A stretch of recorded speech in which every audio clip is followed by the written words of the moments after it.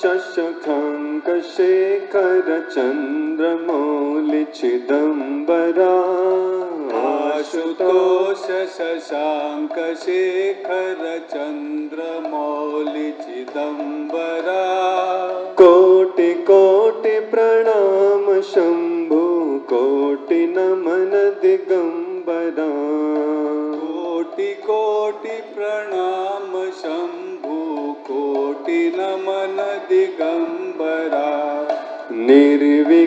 निर्विकारोऽकार विनाशि तुमि देवाधिदेव निर्विकारोऽकार विनाशि तुमि देवाधिदेव जगत सर्जक प्रलय कर्ता शिवमसुत्तम सुन्दरा जगत सर्जक लय कर्ता शिवम सत्यम सुन्दरा आशुतोष शशाङ्क शेखर चन्द्रमौलि चिदम्बरा आशुतोष शशाङ्क शेखर चन्द्रमौलि चिदम्बरा कोटि कोटि प्रणाम शम्भु कोटि नमन दिगम्बरा कोटि कोटि प्रणाम शम्भु कोटि नमन दिगम्बरा शूलपाणि त्रिशूलधारी औगडी वाघम्बरी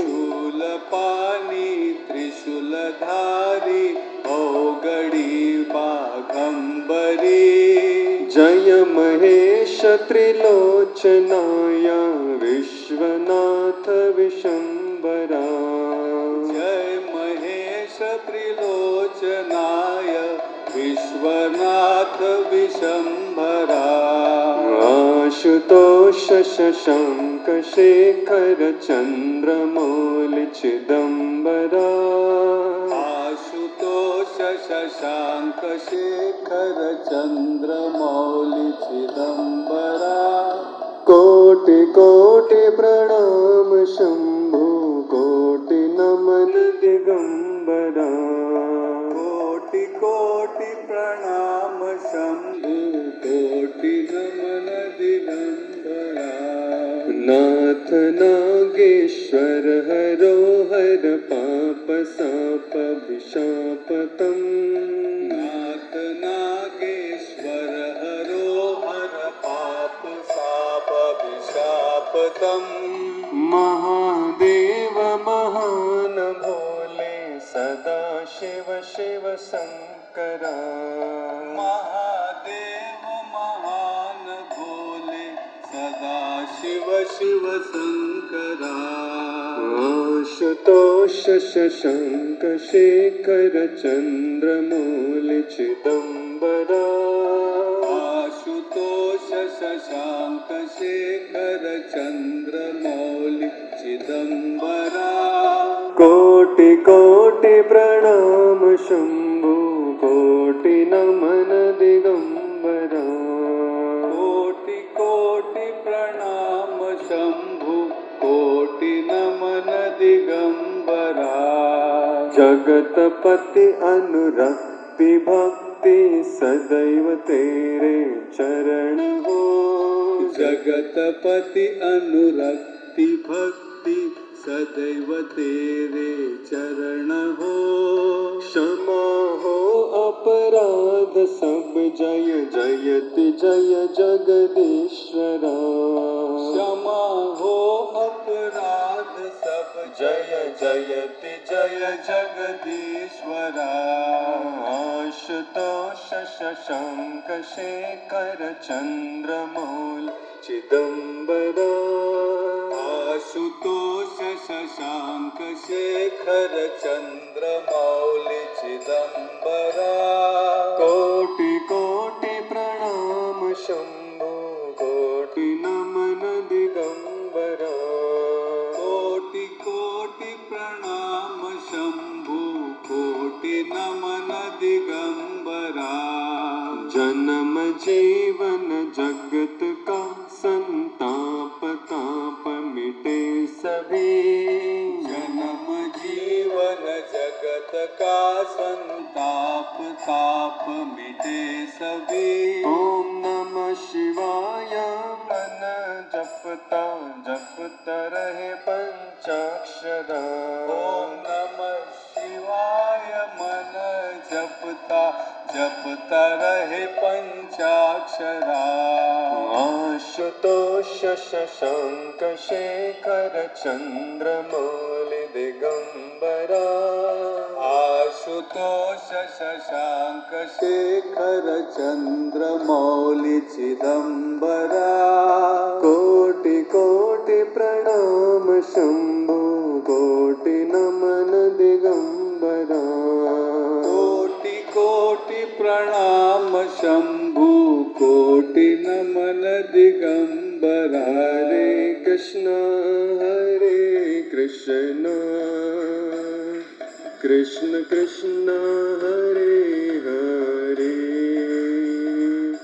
हरे राम राम राम हरे हरे। हरे कृष्ण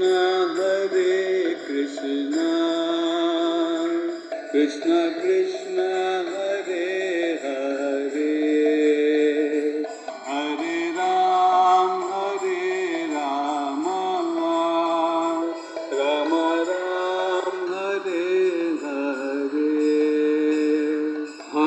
हरे कृष्ण कृष्ण कृष्ण हरे हरे, हरे राम राम राम हरे हरे। हरे कृष्ण कृष्ण कृष्ण हरे हरे, हरे राम राम राम हरे हरि बोल हरि बोल हरि बोल हरि बोल।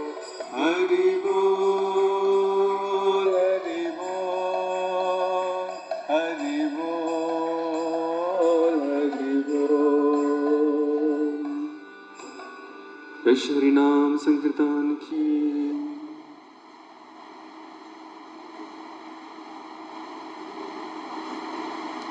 हरे कृष्णा।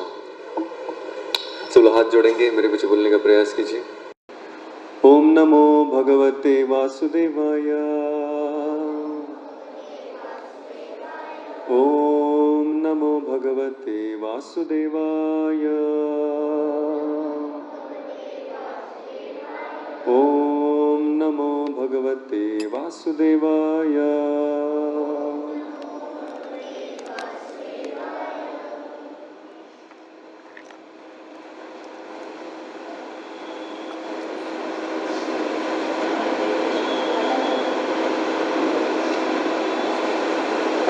हरे कृष्णा। हरे कृष्णा सभी को। हर हर महादेव।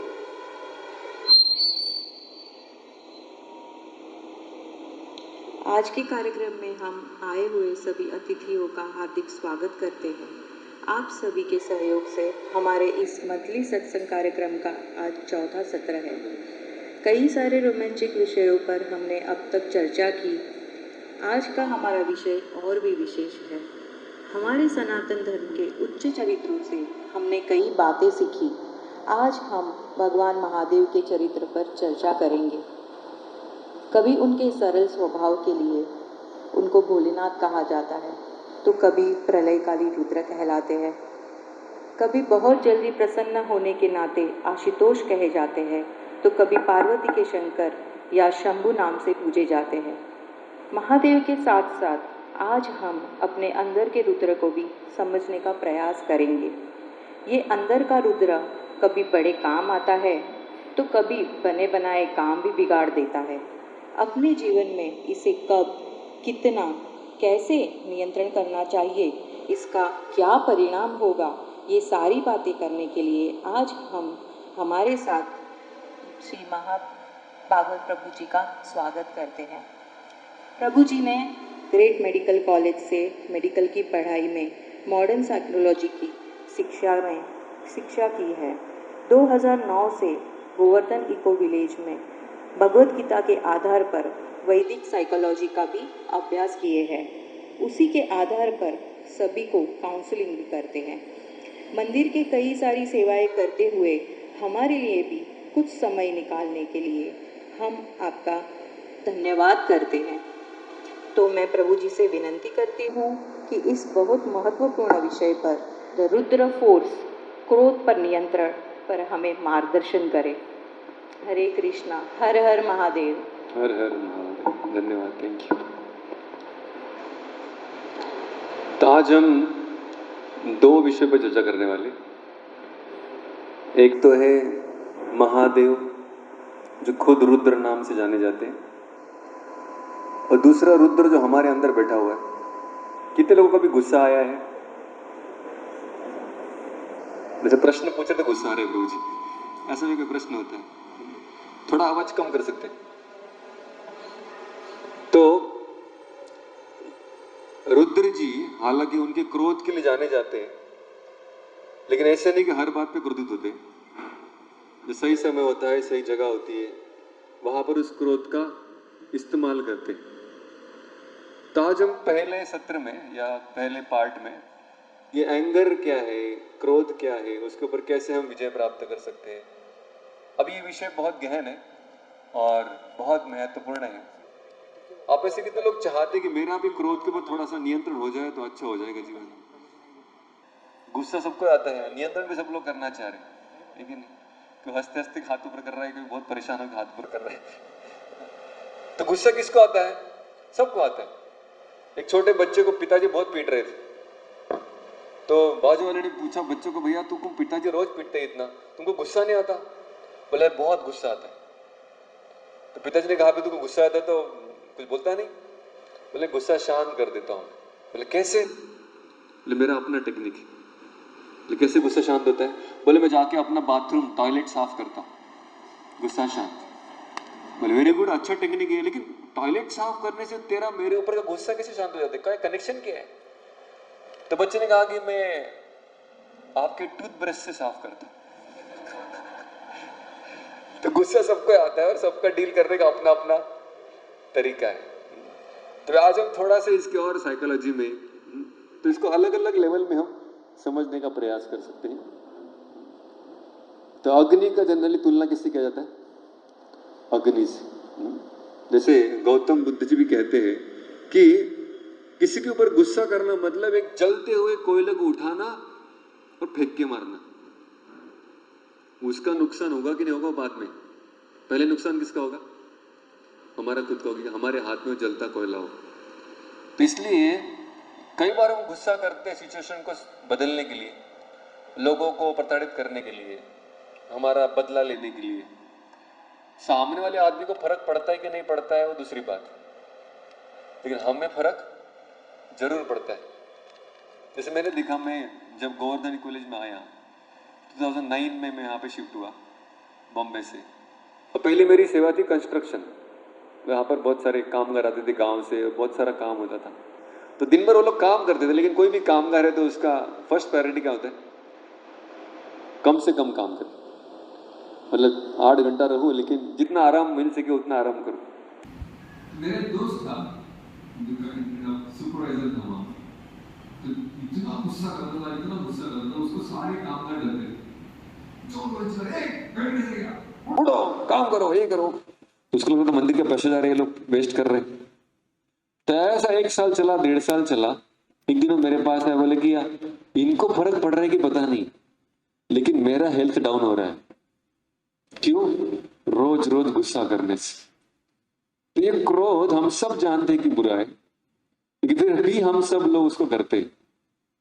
यह ऐसा द्वंद्व है जो अर्जुन भगवान को गीता में पूछता है, अथ केन प्रयुक्तोयम पापम चरति पुरुषः अनिच्छन् अपि वार्ष्णेय बलात् इव नियोजत। ऐसा अगर कोई बल है, कोई फोर्स है जो अंदर से मुझे धक्का मारता है और मैं न चाहते हुए भी वो काम कर देता हूं। ठीक है, कितने बार आपने न चाहते हुए क्रोध कर दिया, बिना प्लानिंग के, बिना ज्यादा सोचे समझे, बस हो गया, होने के बाद नहीं करना था यार, लेकिन हो गया। तो अभी थोड़ा सा इसको डिटेल में समझने का प्रयास करेंगे। तो मैं जब इसके बारे में रिसर्च कर रहा था तो मॉडर्न साइकोलॉजी, साइकेट्री, इसमें एंगर को डिफाइन किया गया। हर चीज की एक डेफिनेशन होती है, तो इसमें डिफाइन किया गया कि anger is a secondary emotion. इसका हर एक शब्द बड़ा इंपॉर्टेंट है। Characterized by antagonism towards someone और something which you feel has deliberately done you wrong। अभी इसमें डिटेल में जाएंगे नहीं, थोड़ा बाद में आएंगे इसके पास। तो क्रोध के परिणाम क्या होते हैं? क्रोध अच्छा है कि बुरा है? कितने लोग सोचते बुरा है? बाकी लोग क्या सोचते? अच्छा है। बच्चे बोल रहे बुरा है, मां बोल रही अच्छा है। तो कितना क्रोध करते हैं उसके ऊपर है, किस कारण के लिए क्रोध करते हैं उसके ऊपर भी है।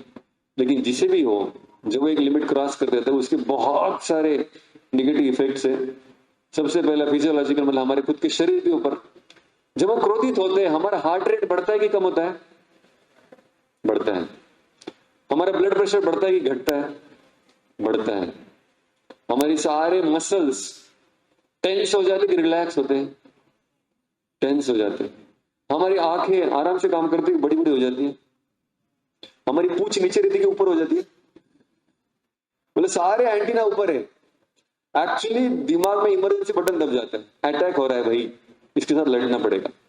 तो बेसिकली ये स्ट्रेस क्रिएट करता है बॉडी में, और सारे स्ट्रेस हार्मोन जो भी है हमारे वेसल्स में, हमारे लोकोमोशन सिस्टम में, सब जगह पे एक्टिव हो जाते हैं। फिर इसका परिणाम हमारे इमोशंस भी होता है। क्रोध करने का इमोशन ये अपने आप में एक इमोशन है, जिसे हमने पढ़ा सेकेंडरी इमोशन।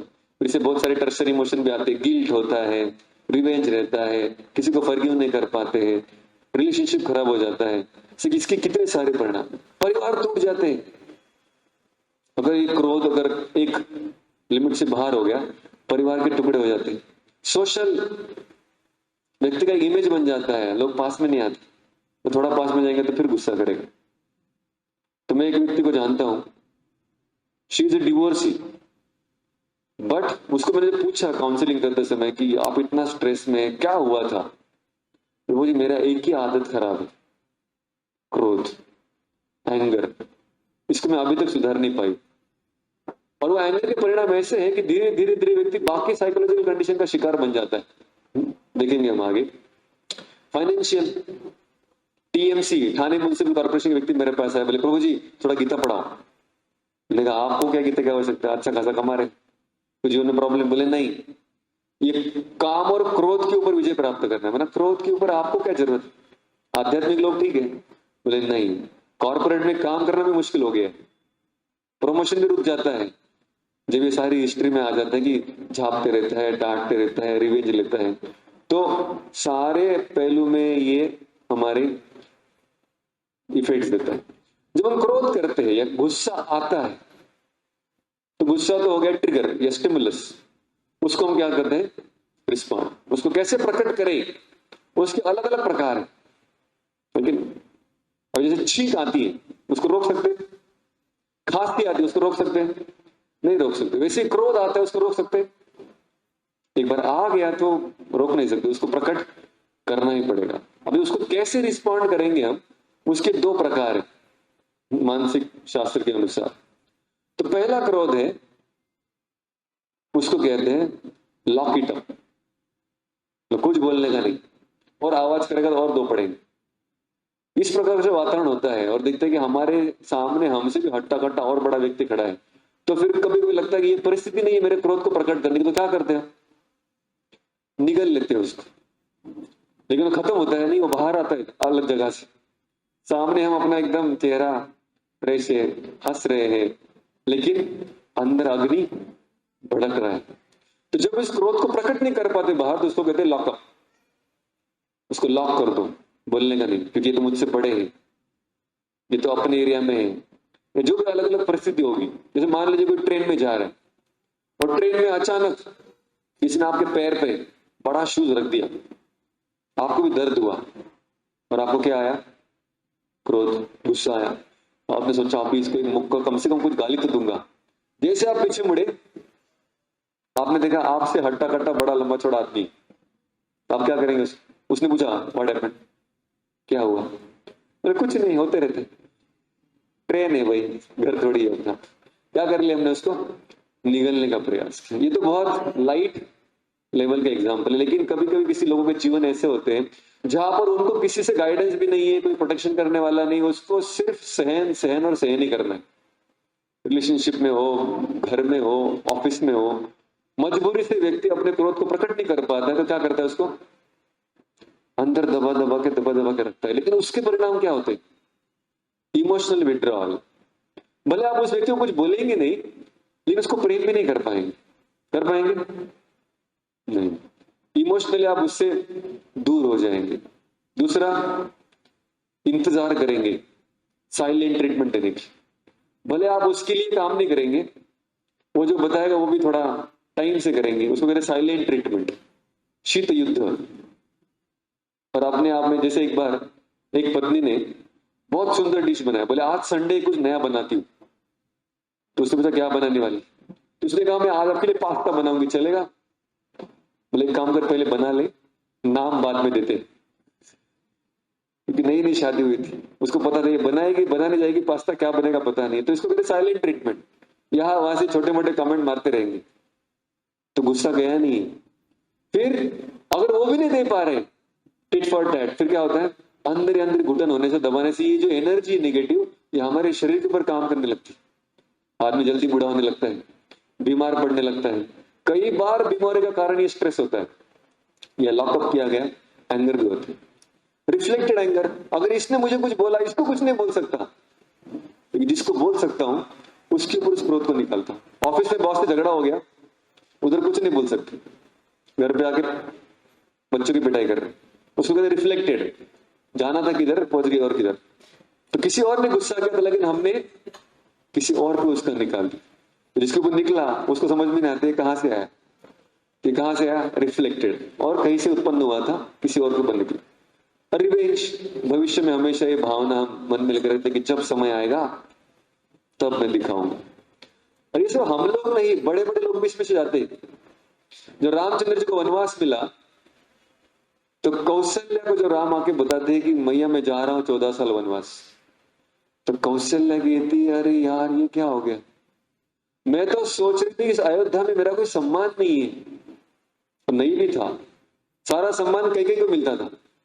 दशरथ महाराज हमेशा कैकेयी को ही पास में रखते थे, उसकी इच्छा को पूरी। कौशल्या ऑलमोस्ट निग्लेक्टेड थी। कौशल्या कहती है इस महल में कैकेयी की दासी को जितना सम्मान मिलता है उतना मुझे नहीं मिला, और मैं सोच रही थी एक दिन आएगा जब मैं भी बदला लूंगी, जब मेरा बेटा, क्योंकि सबसे बड़ा है, जब वो राजा बनेगा तो मैं भी महारानी बन के अपने आप को गौरवित करूंगी। लेकिन तुम ये खबर लेके आए हो। तो अपमान हुआ था कौशल्या का दुर्लक्षित होने से, वो इंतजार कर रही थी सही समय आएगा। तो ये कोई सोल्यूशन नहीं है। अगर नहीं प्रभु जी गुस्सा आए, गुस्सा करना मत, लेकिन करेंगे नहीं तो अंदर ही अंदर अपने को भी खाते रहते। और दूसरा ऑप्शन था, हम सब लोग जानते, बोले जो मन में है वो निकाल दो। बोले प्रभु जी मैं बहुत स्ट्रेट फॉरवर्ड हूं, मन का बड़ा साफ हूं, जो मन में है वो बाहर है। हमेशा अच्छा नहीं होता ये स्वभाव। तो जो मन में आया गुस्सा आया कर दिया, मन में आया गाली बक दिया, इसकी परिणाम खतरनाक है। इसका परिणाम क्या क्या होता है? लोग गाली गलौज करते हैं, चिल्लाते हैं। जब दो व्यक्ति बीच में झगड़ा होता है तो वो लोग धीरे बोलते हैं कि जोर से बोलते हैं? क्यों? उसको सुनाई नहीं दे रहा है, दोनों का डिस्टेंस ज्यादा है। नहीं, उतनी डिस्टेंस पे अगर है, गुस्सा नहीं है तो आराम से बोलते हैं। लेकिन पास में खड़े, लेकिन फिर भी दोनों चिल्ला रहे हैं।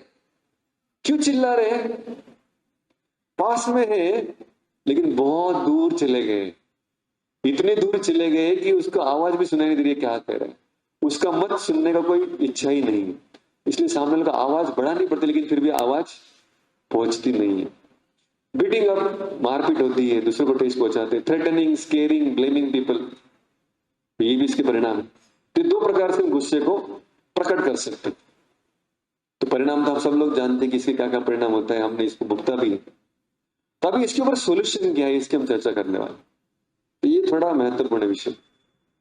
अब इसकी हम 3 लेवल में चर्चा करने वाले, तो जितना हमारा अंडरस्टैंडिंग है उतना इसको समझने का प्रयास करें। तो नॉर्मली जब कॉर्पोरेट्स में ट्रेनिंग होता है या काउंसलिंग किया जाता है, तो इस गुस्से को कंट्रोल करने के लिए, अभी गुस्सा आ गया है, वो बाहर प्रकट नहीं होना चाहिए, उसको कंट्रोल करना है, तो कैसे करेंगे? तो उसके लिए 3 सॉल्यूशन दिए जाते हैं। WWW। पहला क्या है? W for watch, second W for wait, third W for workout. समझ गया?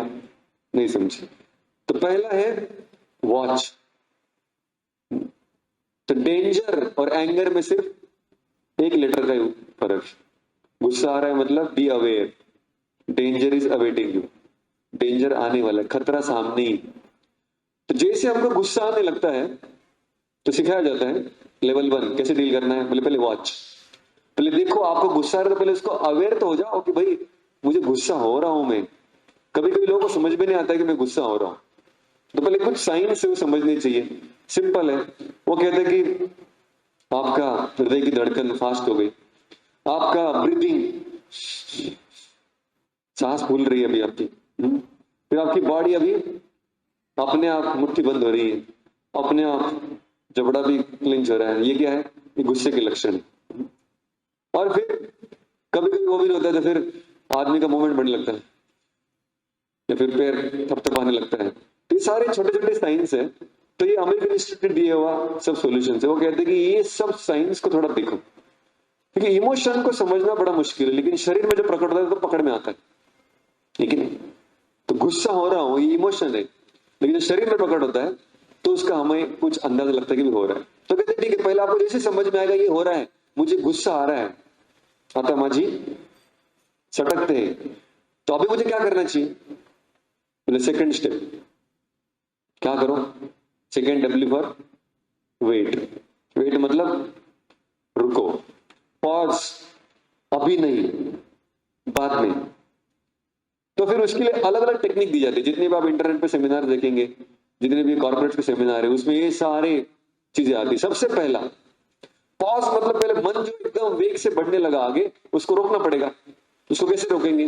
उसको कैसे डिस्ट्रैक्ट करेंगे? बोले काउंट करो 1 से लेकर 10, इससे पहले कि आपके मुंह से गाली निकले रुको। 1 2 3 4 5 6 7 8 9 10, उससे भी नहीं हुआ तो 10 9 8 7 6। बोले इसे गिनती करेंगे तो क्या होगा? Now you are becoming self aware. अभी आपको खुद के बारे में थोड़ा जानकारी और हो गया, आप सेल्फ अवेयर हो गए, और आपने थोड़ा समय बिता दिया तो गुस्सा भी थोड़ा शांत हो गया। काम करता ही। सेकेंड, बोले इससे पहले क्या आप गुस्सा करो, थोड़ा रुको और क्या करो? बोले आज नहीं, फिर कभी थोड़ा सोचता हूं सच में गुस्सा करना चाहिए या नहीं करना चाहिए, थोड़ा घूम के आओ, सिचुएशन बदल के आओ। या फिर किसी के साथ बात करो, बोले यार मेरे साथ ऐसा हो रहा है और फिर मुझे व्यक्ति के बारे में बहुत गुस्सा आ रहा है, सोच रहा हूं इसका तो कुछ भला बुरा कर दूं। तीसरे व्यक्ति से कंसल्ट करो कि क्या करूं, ये सही होगा या गलत होगा। तो कभी कभी परिस्थिति हम अपने बुद्धि से समझ नहीं पाते, तो फिर तीसरे व्यक्ति को बोलेंगे मजा अरे भाई वही सही है, तू गलत है, शायद फिर गुस्सा ठंडा हो जाए। ये तीसरा। चौथा कहते हैं इससे पहले कि आप अपने विचारों को प्रकट करें दूसरे के सामने, खुद अपने विचारों को परखिए, इंट्रोस्पेक्ट कीजिए। सच में बार बार मेरे साथ हो रहा है, इसमें मेरी भी कुछ गलती है, तो इसको कहते हैं पॉज, वेट, थोड़ा रुको। जैसे मैंने कहा खांसी आती है, लेकिन रोज खांसी आती है, हर क्षण आती है और जाती भी है। तो वैसे इमोशन समुद्र की लहर की तरह होती, परिस्थिति के अनुसार, सर्कमस्टेंसेस की वजह से वो आते तो है लेकिन फिर चले भी जाते। तो टेम्परेचर थोड़ा डाउन होने के लिए वेट करो, क्योंकि ऐसा कहते हैं when you are angry don't take any decision. जैसे बॉम्बे में एक बार एक 7 मंजिल वाली बिल्डिंग के नीचे 3 लाशें पाई गई। तो एक था छोटा बच्चा, उसके माता पिता। तो जब पता किया गया कि ये ऐसे कैसे हो गया, तीनों सुसाइड, तो उनके घर में जो बूढ़ी औरत है उसने बताया कि इन दोनों के बीच में रोज झगड़ा होता था, हस्बैंड वाइफ में। इतना झगड़ा करते थे, मतलब आज तो इतना ज्यादा हो गया कि आज वाइफ ने कहा कि तुम्हारी गलती हमेशा थी, तुम कभी सॉरी नहीं बोलते, आज तुम अगर कम से कम सॉरी बोलते तो मैं माफ कर दूंगा। हस्बैंड वाला मेरी गलती नहीं, मेरे को सॉरी बोलो सॉरी, नहीं सुन रहा था। इतना गुस्सा हो गई कि उसने अपने छोटा बच्चा जो पालने में था उसको उठाया और बालकनी में पकड़ा, सॉरी बोलने तो इसको फेंक दूंगी। गुस्से में आदमी कुछ भी करता है। उसने उसको दुर्लक्षित कर दिया, बोले हट। और वाइफ ने अपने गुस्से के पारावार में क्या किया, बच्चे को छोड़। जैसे बच्चे को छोड़ा 7वें माले के नीचे, तो वाइफ को छोड़ने के बाद समझ में आया कि मैंने कुछ गड़बड़ किया है। जब उसने झांक के देखा तो उसके सामने वो बच्चा गिर के पूरा स्प्लैश हो गया, खून खून हो गया। तो उसको समझ आया कि माँ हूं मैं, एक माँ अपने खुद के बच्चे को ऐसा मर्डर की है, मैं ऐसी कैसी माँ हूं, क्या मुंह दिखाने लायक रहेगी। ये सोचकर उसने छलांग लगा था। मेरे सिर्फ एक सॉरी बोलने से दोनों बचते थे। इन दोनों के मृत्यु के लिए जिम्मेदार कौन है, मैं, और ये दर्द लेकर मैं जी नहीं सकता। ये सोचकर हस्बैंड ने मेरी गोदी मार दी। 3 डेड बॉडी। ओरिजिन कहां से, क्रोध, एंगर। इसके परिणाम बहुत सारे, इसलिए wait, never take decision when you are angry. जब आप गुस्सा है कोई डिसीजन मत ले लो। अभी घर छोड़ के जाता हूं, ये जॉब छोड़ दे, ऐसे तेरे जैसे बहुत देखे। वो टाइम पे इमोशन बहुत हाई है, 2 लंबी सांसें लीजिए, बोले थोड़ा देर के बाद डिसाइड करेंगे। अभी मैं गुस्से में हूं, कम से कम डिसीजन मत लीजिए बड़े बड़े, क्योंकि वो जीवन में बहुत ज्यादा, जैसे हमने पिछले सत्र में चर्चा की, हर डिसीजन हमारा भविष्य डिसाइड करने वाला है। तो पहला था डब्ल्यू फॉर वॉच, आप गुस्सा हो रहे आप पहले समझो। दूसरा वेट, अभी डिसीजन मत लो, थोड़ा रुको। और तीसरा, लेकिन अंदर एनर्जी है, वो एनर्जी का क्या करें। एंगर क्या है, बहुत बड़ी शक्ति है, इस शक्ति को कहीं ना कहीं रिलीज करना पड़ेगा। तो कहते हैं रीडायरेक्ट करो इस शक्ति को, एक्सरसाइज करो, जोर से चिल्लाओ, या मिरर के सामने झापो, या शवासन करो, कुछ तो करो जिससे कि अपने आप की वो शक्ति और किधर लग जाए। वही सारे टेक्निक सिखाए जाते हैं। 2-3 घंटे के सेमिनार होते जो हमने 2-3 मिनट में देख लिया, लेकिन ये सारे टेक्निक सुने लोगों को लगता है हाँ प्रभु जी अभी हमें मिला है सोल्यूशन। क्या करना है, गुस्सा आया तो बोले समझना है, वॉच, फिर वेट करने के लिए क्या करना है, बोले 1 से 10 गिनना है, 10 नहीं हुआ तो 20 गिनना है, 20 से वापस नीचे गिनना है। तो ये सारे टेक्निक लोग समझते हैं, लेकिन जब घर जाते हैं वापस और जब गुस्सा आता है तो गाली गलौज मारपीट सब होने के बाद याद आता, अरे यार सेमिनार में बताया था 1 से लेकर 10 गिनना है, या 10 के पीछे भी गिनना है, थोड़ा लंबी सांस लेना है, वेट करना है। लेकिन वो सब कब याद आता है, सारा काम खत्म होने के बाद। तो लेवल 1 का सॉल्यूशंस है, टिप्स है, लेकिन हमेशा काम आएगा इसमें गारंटी नहीं है। आप बोलेंगे फिर सिखाया क्यों, बाहर जाएंगे, ये बाहर की दुनिया में यही सारे टेक्निक सिखाए जा रहे हैं, वॉच, वेट, वर्कआउट। लेकिन ये टेक्निक बहुत सुपरफिशियल अंडरस्टैंडिंग से आए हैं, इसमें ज्यादा मदद नहीं करते। हम यहाँ पर आए हैं वेस्टर्न साइंटिस्ट क्या सिखा रहे हैं वो समझने के लिए नहीं, ईस्टर्न साइंटिस्ट क्या सिखा रहे हैं वो समझने के लिए। आज का मॉडर्न साइकोलॉजी, सारा ज्ञान हम प्रदेश के जो वैज्ञानिक है उनसे लेते। लेकिन जब मैं फाइनल ईयर में MBBS के साइकोलॉजी पढ़ रहा था, कई बार लोग मुझे पूछते कि आप डॉक्टर थे, सब छोड़ के ये क्या हो गया, हेयर स्टाइल बदल गया, कपड़े बदल गए। तो हमेशा बताता हूँ, 3rd ईयर जब मैं साइकोलॉजी पढ़ रहा था, मेरी इच्छा थी कि मैं न्यूरो सर्जन बनूं। लोग मुझे पूछते थे क्यों, मैंने कुछ तो कॉम्प्लिकेटेड करने की इच्छा है। फिर मुझे समझा कि न्यूरो सर्जन बनेंगे तो पेशेंट बहुत कम आएंगे, उससे अच्छा साइकोलॉजी में ज्यादा स्कोप है, पागलों की अभी कमी नहीं है, बहुत सारे लोग मन की बीमारी से जाने वाले, तो स्कोप ज्यादा है, पैसा मिलेगा। तो मैंने साइकोलॉजी सब्जेक्ट सिलेक्ट किया था, और 3rd ईयर में जब साइकोलॉजी किताबें पढ़ रहा था तो उसमें आश्चर्य की बात थी कि माइंड का डेफिनेशन तक नहीं था। मतलब माइंड को पूरी तरह समझे भी नहीं थे, माइंड कैसे बिगड़ता है उसके बारे में इंफॉर्मेशन नहीं था, वो बिगड़े माइंड को कैसे ठीक करे उसका भी इंफॉर्मेशन नहीं था।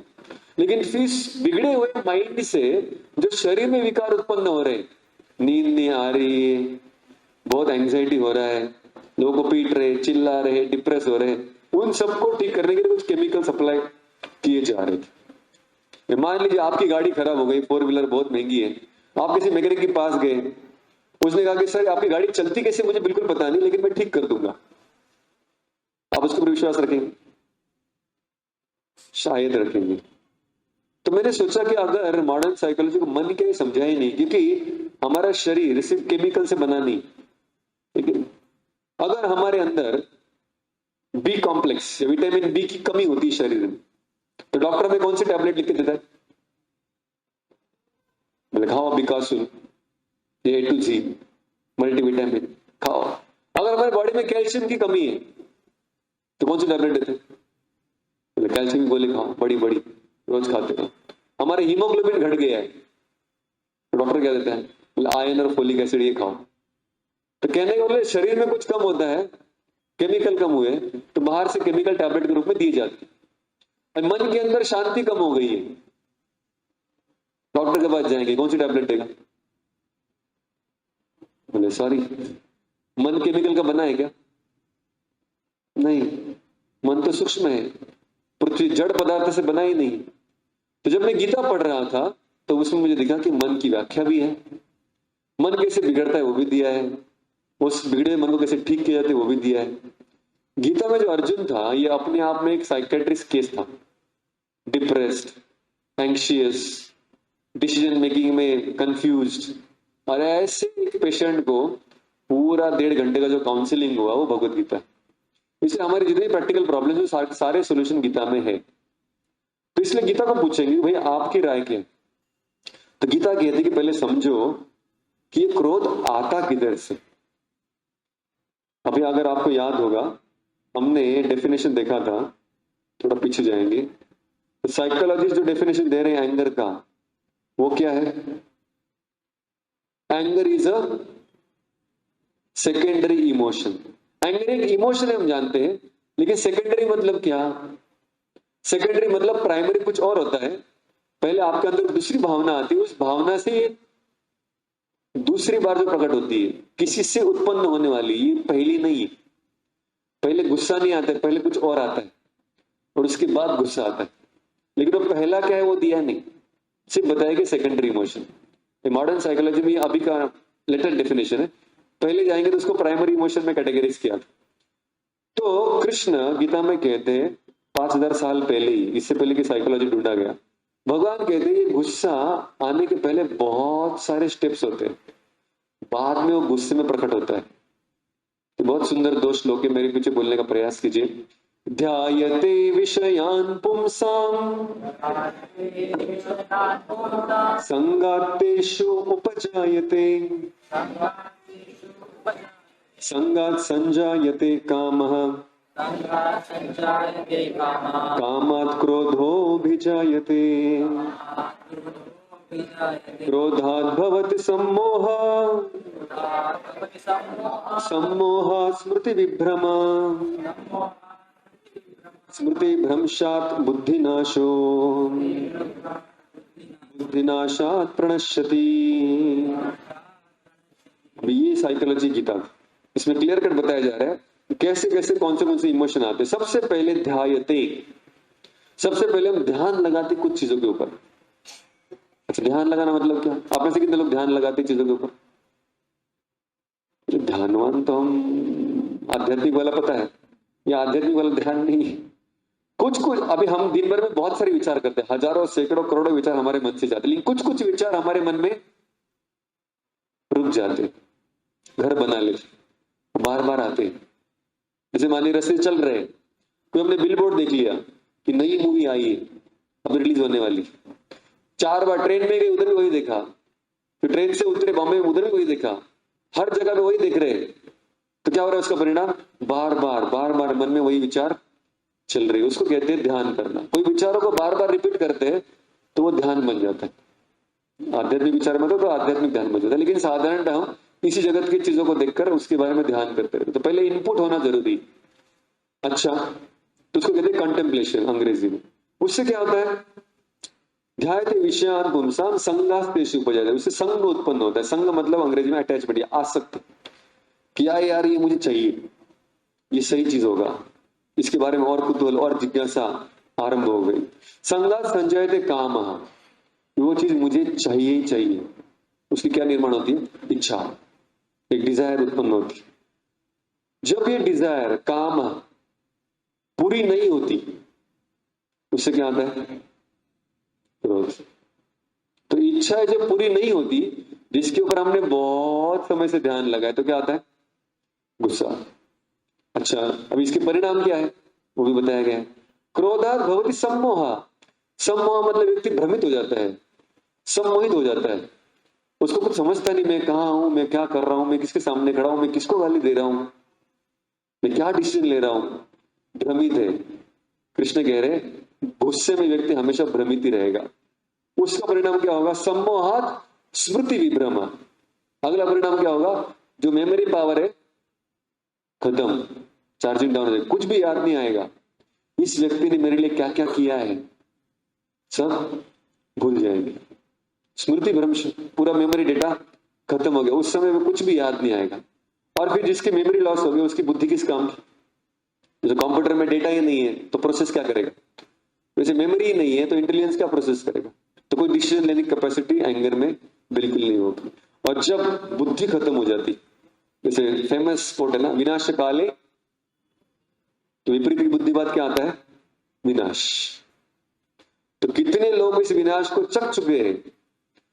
हमें लगता है कि गुस्सा हमारा प्रॉब्लम, लेकिन भगवान कह रहे नहीं, ये पूरी सीरीज है इमोशन की जिसमें से हम गुजरते हो। शुरुआत कहाँ है इसकी? किसी विचारों को बार बार अपने मन में घर करने देते हैं हम, कुछ विचारों को रिपीट रिपीट रिपीट रिपीट चलते रहता है, वो बाद में घर बना लेते हैं, वो इच्छा में परिणत होते हैं। वो जब ये इच्छाएं बच जाती है, ये पूरी नहीं होती, तो उसका रूपांतर क्रोध में होता है। अच्छा, आप में से कितने लोग गुस्सा हुए? सबने कहा गुस्सा हुआ। तभी मैं आप लोगों को कहूंगा कि थोड़ा सा हम एक्टिविटी करते, मैं ही बोल रहा हूं, थोड़ा आपको भी कुछ करना चाहिए। तभी हमको दो दो व्यक्ति का टीम बनाना है, ज्यादा कुछ नहीं करना है। जहां आप बैठे हैं बाजू वाला आपका टीम मेंबर है, तो एक को नाम दीजिए नंबर 1, दूसरे को नाम दीजिए नंबर 2। फटाफट डिसाइड कर लीजिए कौन नंबर 1 है कौन नंबर 2। हो गया? डिसाइड कर लिया। एक जन नंबर 1 होगा, दूसरा नंबर 2 होगा। कितने कौन कौन नंबर 1 है? हाथ ऊपर कीजिए। अच्छा, कुछ लोगों ने नहीं किया अभी तक, मतलब बीच वाले ऐसे ही बैठे। कंपलसरी एक्टिविटी है, तो हम आगे बढ़ेंगे नहीं, क्योंकि हमें और थोड़ा डीपर लेवल पे जाने वाले थे। थोड़ा सोचना मेरे साथ आपके लिए जरूरी। कितने नंबर 1 है? अभी हाथ ऊपर कीजिए। बन गए जोड़ियां? किसको जोड़ी मिला नहीं? हाथ ऊपर कीजिए। जोड़ी मिला नहीं? इसको जोड़ी, अच्छा बाजू में नहीं, आप भी बैठा हुआ, मुझे तो दिख रहा है, आपको नहीं दिख रहा है। बन गई सबकी जोड़ी? आप दोनों, आप दोनों, आप दोनों, आप दोनों, वेरी गुड। 8-8 चेयर रखा है ऑर्गेनाइजर ने बराबर। सबको जोड़ी हो गया? पीछे जिन्हें हाथ ऊपर किए थे सबको मिल गया जोड़ी, वेरी गुड। अभी आपको करना क्या है? अपनी कुर्सी घुमाना है एक दूसरे की तरफ, फटाफट एक दूसरे के आंखों में आंखें डाल के देखना है।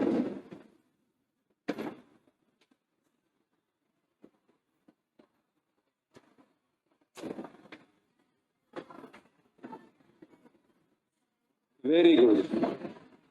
अभी ध्यान से सुनिए, करना क्या है? किसी के ऊपर गुस्सा नहीं करना है। तो पहले तो आप ऐसे कितने ऐसे लोग हैं जो सामने वाले आदमी को पहली बार देख रहे हैं? अच्छा, बहुत सारे हैं, वेरी गुड, अच्छी बात है। तो जान पहचान वाला आदमी नहीं तो अच्छी बात है। तो अभी आपको करना क्या है? ध्यान दीजिए।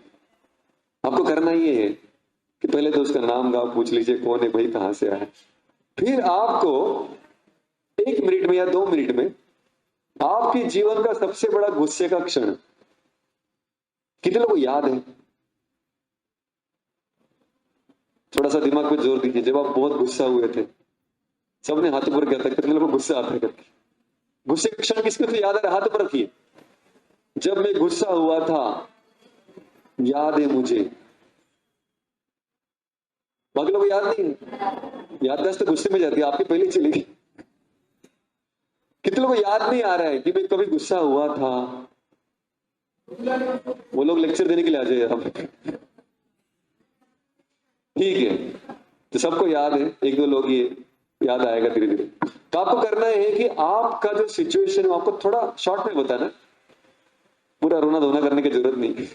शॉर्ट में व्यक्ति के नाम बताने का भी जरूरत नहीं है कि वो कौन था, पति था, पत्नी थी, घरवाला था, सास था, ससुर था, कुछ बताने की जरूरत। एक व्यक्ति था, उसने dash dash dash dash dash dash किया, उससे मुझे dash dash dash dash dash लगा, और फिर मैंने गुस्से में आके क्या किया। सिंपल। प्रोवोकेशन क्या था, आपकी रिएक्शन क्या थी, इतना ही आपको बताना है। तो 2 मिनट एक नंबर को बताने के लिए, फिर बाद में 2 नंबर को बताने के लिए 2 मिनट। तो आपको 3 या 4 मिनट दिए जाते हैं। Your time starts now.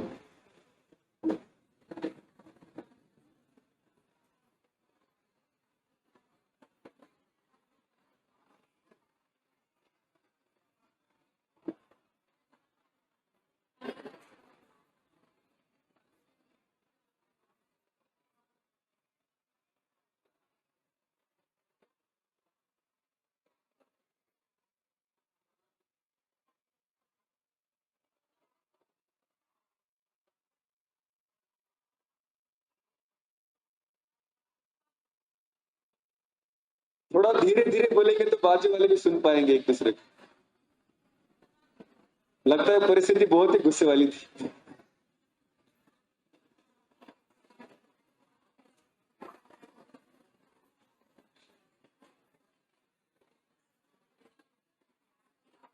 दोनों का हो गया, मैच फिक्सिंग है।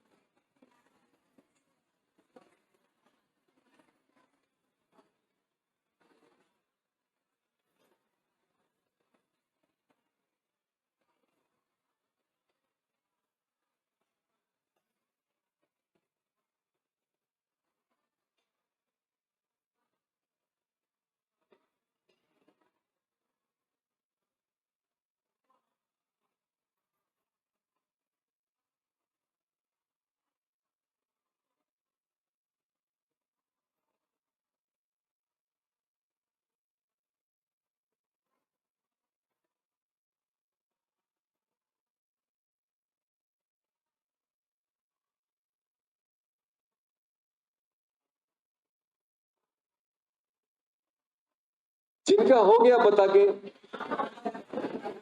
हाथ ऊपर। अच्छा, बाकी लोग का बच्चा है। हाफ मिनट मोर। जिनका हो गया कुर्सी घुमा सकते सीधा।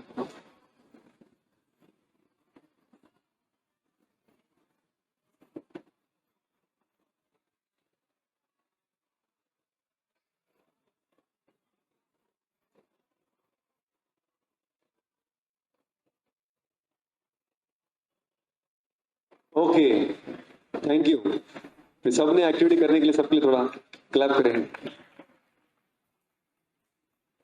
बहुत मुश्किल होता है किसी को अपनी प्राइवेट लाइफ के बारे में बताना, शॉर्ट में क्यों ना हो। तो हालांकि मुझे लगा गुस्से की बातें बता, लेकिन सब लोग हंस रहे थे। बड़ा पॉजिटिव एनर्जी था रूम में, मुझे लगा नेगेटिव एनर्जी बढ़ेगा। तो अभी वो इंसिडेंट आपके मन में याद रखिए, उसके पास आएंगे हम। इससे पहले कि हम अगला सवाल पूछे, मैं आपके लिए बहुत एक इंपॉर्टेंट गहन कॉम्प्लिकेटेड सवाल पूछने वाला। ये सामने चित्र किसका है? नींबू पानी। कितने लोगों ने देखा है, पिया है, बनाया भी होगा। तो नींबू पानी के इंग्रेडिएंट्स क्या क्या होते हैं? नींबू पानी में क्या क्या होता है? नींबू पानी में क्या होता है? नींबू भी होता है, पानी भी होता है, और क्या होता है? शक्कर भी होता है। और सब लोग पास हो गए। लो जी, सिंपल था। अभी इसमें से अगर मैं पानी निकाल दूं तो नींबू पानी बनेगा? सोच लीजिए, बनेगा? नहीं बनेगा। इसमें से नींबू निकाल दूं, पानी है, शक्कर है, नमक भी है, नींबू पानी बनेगा? इसमें से अगर मैं शक्कर निकाल दूं, पानी है, नींबू है, सिर्फ नमक है, नींबू पानी बनेगा? इसमें से कुछ भी निकाल दो तो जो आदर्श वाला, आइडियल वाला, जो अच्छा लगे पीने के लिए। अभी किसी के ऊपर गुस्सा है तो उसको बिना शक्कर के दे सकते हैं, लेकिन अगर एक अच्छा नींबू पानी बनाना है, अभी आपको इसके अंदर बहुत सारी चीज ऐड कर सकते हैं। भी शिकंजी बनेगा, इत्यादि इत्यादि। लेकिन बेसिक ये 4 इंग्रेडिएंट है, ये नहीं रहेंगे, इसमें से एक भी नहीं रहेगा, उसको नींबू पानी नहीं बोले। तो कहने का मतलब, हम जब गुस्सा करते हैं, गुस्से के भी अपने इंग्रेडिएंट होते हैं। तो पहला लेवल तो हमने समझ लिया, WWW, बहुत ही सुपरफिशियल था, कभी काम आता है कभी नहीं काम आता। अभी थोड़ा डीप में जाते हैं, ये गुस्सा बनता कैसे। जैसे पानी का केमिकल फॉर्मूला कौन लोग जानते हैं? H2O। H मतलब हाइड्रोजन, O मतलब ऑक्सीजन। अभी H2O में अगर H ना हो तो पानी बनेगा, O ना हो तो बनेगा। दोनों चाहिए, दोनों होंगे तो पानी बनेगा। हाइड्रोजन की 2 चाहिए, ऑक्सीजन का 1 चाहिए, तभी H2O बनेगा। तो वैसे ही गुस्सा आने के लिए भी 4 चीजों की आवश्यकता होती है, पानी, नींबू, शक्कर, नमक। ये 4 में से एक भी चीज निकाल देंगे ना, गुस्सा आएगा ही। समझ लेते वो 4 चीज क्या है। सबसे पहला, मेरी कोई गलती नहीं थी। आप सबने अपना अपना इंसिडेंस डिस्कस किया है। आप में कितने लोगों की स्टोरी में ये था, मेरी कोई गलती नहीं थी?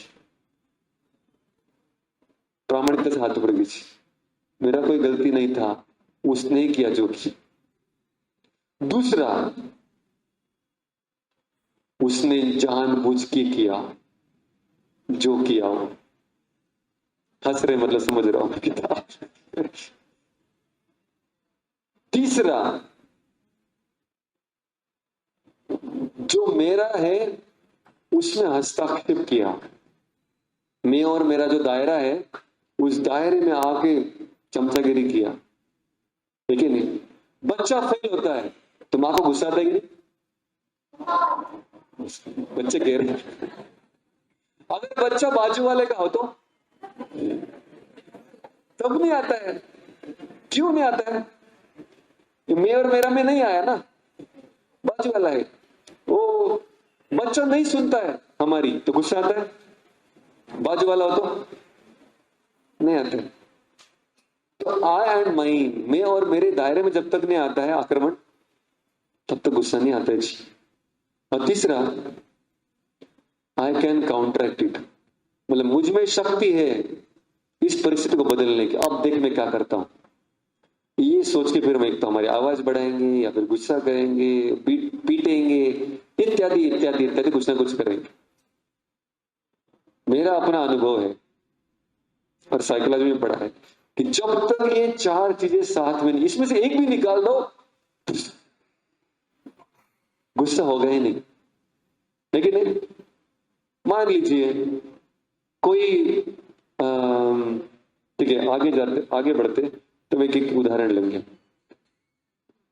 तो सबसे पहला तो, इसलिए सेकंड स्टेप है गुस्से को कंट्रोल करने के लिए, अभी ये 4 में से कम से एक को तो निकाल दो तो गुस्सा ठंडा हो जाएगा। कितने लोग मानते हैं 4 में से एक भी निकल गया तो गुस्सा चला जाएगा? लॉजिकली आपको समझ रहा है? समझ रहे हैं? तो पहला है कि आई एम इनोसेंट, मेरी कोई गलती नहीं थी प्रभु जी। सच बताता हूं, मैंने कभी किसी का बुरा किया ही नहीं, ना मैं किसी का बुरा सोचता भी हूं, लेकिन फिर भी मेरे साथ बुरा होता है। कितने लोग ऐसा लगता है? मैंने किसी का कुछ बिगाड़ा नहीं, किसी का बुरा सोचता नहीं, लेकिन फिर भी मेरे काम में लोग टांग अड़ाते रहते। लेकिन आप ऐसे कितने लोगों ने फिजिक्स का पढ़ाई किया है? फिजिक्स, उसमें लॉ ऑफ थर्मोडायनेमिक्स होते, उसमें तीसरा लॉ है, every action has equal and opposite. जो बोएंगे वही पाएंगे, what goes around comes around. लेकिन नहीं, इसको क्या कहते हैं गीता के अनुसार? कर्म का सिद्धांत। एक बार स्वामी जी श्रील प्रभुपाद अमेरिका में थे, अमेरिका में प्रवचन दे रहे थे। प्रवचन देते देते अचानक एक व्यक्ति उठ के खड़ा हो गया, बोले क्या समझते हैं आप अपने आप को? ऑफकोर्स इंग्लिश में बोला। ऊपर बैठ के ज्ञान सुना रहे, अपने आप को बहुत बड़ा समझते हैं। तो इस वक्त बोलता रहा 10 मिनट तक बोलता ही रहा, 5 मिनट तक। तो वहां पर स्वामी जी के बहुत सारे फॉरेनर शिष्य थे जो हट्टे कट्टे मुस्टंडे थे। वो स्वामी जी को बोल रहे, स्वामी जी, मतलब उनका भी गुस्सा भी कंट्रोल नहीं हो रहा था। बोले आप सिर्फ इशारा करो, इसको धरातल से मिटा देंगे हम। क्योंकि हमारे गुरु का अपमान कर रहे हैं, तो उनका गुस्सा बढ़ रहा है, बढ़ रहा है, बढ़ रहा है। तो स्वामी जी ने पूरा सुन लिया, फिर बोला हो गया तेरा, क्या हो गया, फिर बैठ जाओ, ठीक है अभी कीर्तन करेंगे, अगला प्रोग्राम कंटिन्यूएशन। तो उसको जो वेंट आउट करना उसे वेंट आउट कर देते। लेकिन बाद में शिष्य को प्रश्न पड़ा कि ये क्या है, बाद में उनके पास है, बोले ये क्या है, आपने उसको बोलने क्यों दिया, सबके सामने आपकी बेइज्जती कर रहा था। अब कि लोग आपकी इज्जत करेंगे तो आपका सुनेंगे, स्टेज के ऊपर खड़े और आपका बेइज्जती कर, आपने सुन कैसे लिया। बोले शायद कभी मैंने उसका अपमान किया होगा किसी जीवन में, हिसाब बाकी था, वो पूरा हो गया आज। तूने क्या कहा, मेरी कोई गलती नहीं थी, लेकिन शायद मेरी कोई गलती हो सकती है। जब जब हम किसी से झगड़ा कर बैठते हैं और जब निर्णय लगाते हैं, जजमेंट देते हैं कि कौन गलत है कौन सही है, तो जनरली हम सामने वाले के एक्शन को देखकर निर्णय लेते हैं, उसने क्या किया। लेकिन जब हमारी बारी आती है, हमने सही किया कि गलत किया, तब हम हमारे एक्शन को नहीं देखते, हम हमारे इंटेंशन को देखते।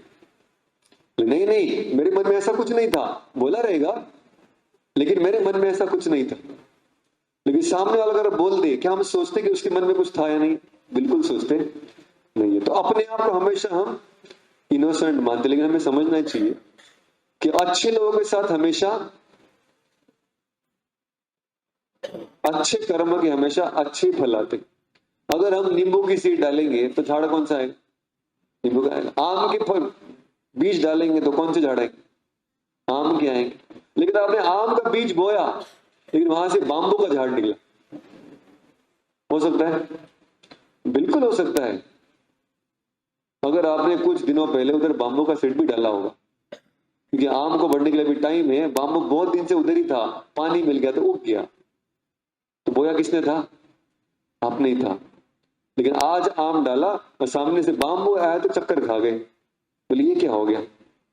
धृतराष्ट्र के जब 100 पुत्र मारे गए तो कृष्ण के पास आते और कहते कि क्या, कौन से पाप की सजा दे रहे हो मुझे, मेरे जीते जी मेरे 100 पुत्र मारे गए। बड़ा गुस्सा आया था उसको। तो युद्ध के बाद पांडवों को जब मिलने के लिए बुलाया, बोले आओ युधिष्ठिर गले मिलो। तो युधिष्ठिर गए, बोले माफ कर देना, लेकिन क्या करें, कुछ उपाय नहीं था। तो युधिष्ठिर को गले मिले, बोले आओ भीम गले लगो। कृष्ण ने कहा पास में मत जाना, दूर से बोले रुक।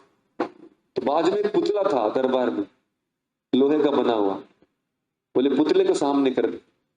तो धृतराष्ट्र के सामने पुतला है, उसको लगा भीम आ गया है, उसने आलिंगन किया, लेकिन अंदर इतना क्रोध था, इतना गुस्सा था कि इतना कस के उसको पकड़ा कि वो पौलाद के पुतले को भी चूर चूर कर दिया।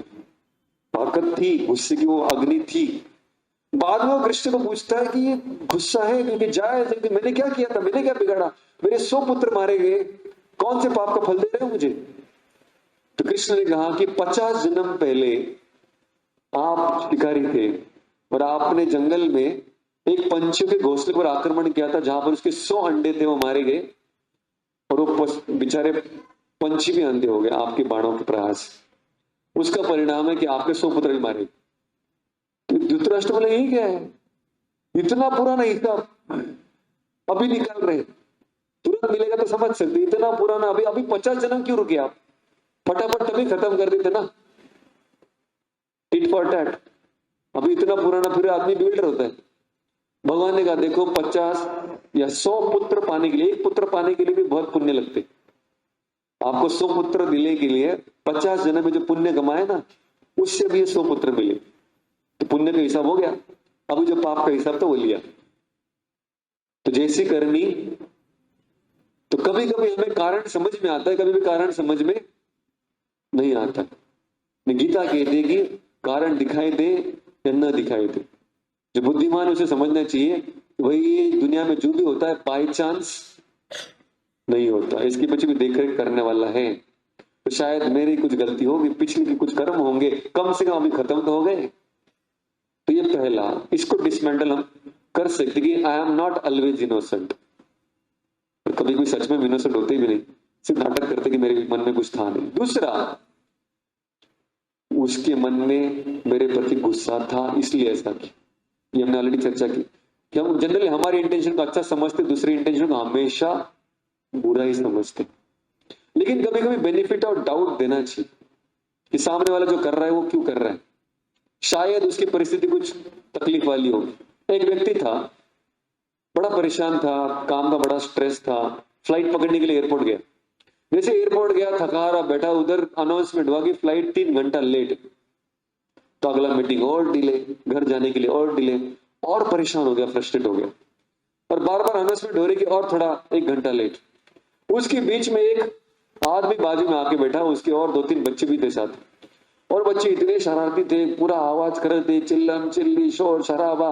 एक व्यक्ति पहले से परेशान था, सर पकड़ के बैठा था, उसमें ये बच्चे इतना शोर शराबा कर रहे, कुछ समय उसने सहन किया, लेकिन बाद में गुस्सा आया और जोर से चिल्लाया, बोले प्लीज माइंड योर चिल्ड्रंस, संभालो उनको। बच्चे पैदा करते लेकिन संभालने की ताकत नहीं, क्यों पैदा करते, संभालो इसको ठीक से। गुस्से में था बेचारा। मुझे उसने देखा तो वो व्यक्ति पहले से ऐसा मानो सोया हुआ था, सर पकड़ा हुआ था, ये जब चिल्लाया तो उसने देखा, ओ सर सॉरी सॉरी सॉरी, आपको तकलीफ हो रहा है उनसे, आई एम रियली सॉरी, लेकिन अभी उन्होंने 2 घंटे पहले अपनी माँ को खोया है, इसलिए वो अपने नॉर्मल कंडीशन में नहीं है, और मैं भी उनको समझने के हालत में था नहीं, इसलिए उनको ध्यान नहीं दे पाया, लेकिन सॉरी। तो जब पता चला कि बच्चे क्यों चिल्ला रहे हैं और ये व्यक्ति क्यों उनको कंट्रोल नहीं कर पा रहा है, तो इस व्यक्ति का गुस्सा बढ़ेगा कि कम होगा? कम हो जाएगा। क्यों कम हुआ? क्योंकि ये आइटम निकल गया, ये जो कर रहा है जानबूझ के मुझे डिस्टर्ब करने के लिए कर रहा है। बोले नहीं, वो खुद डिस्टर्ब है। जैसे टी शर्ट पे लिखा था, do not disturb, already disturb. इस दुनिया में सबका वही हालत है। कभी कभी किसी से हमें तकलीफ होता है तो हमें समझना चाहिए कि शायद इसके नीचे और कोई बड़ा दर्द है, तो इसके ऊपर गुस्सा होने के बदले शायद मुझे समझना पड़ेगा कि क्या इसकी मैं कुछ मदद कर सकता हूं। सेकेंड, थर्ड, इसको कहते हैं बेनिफिट ऑफ डाउट।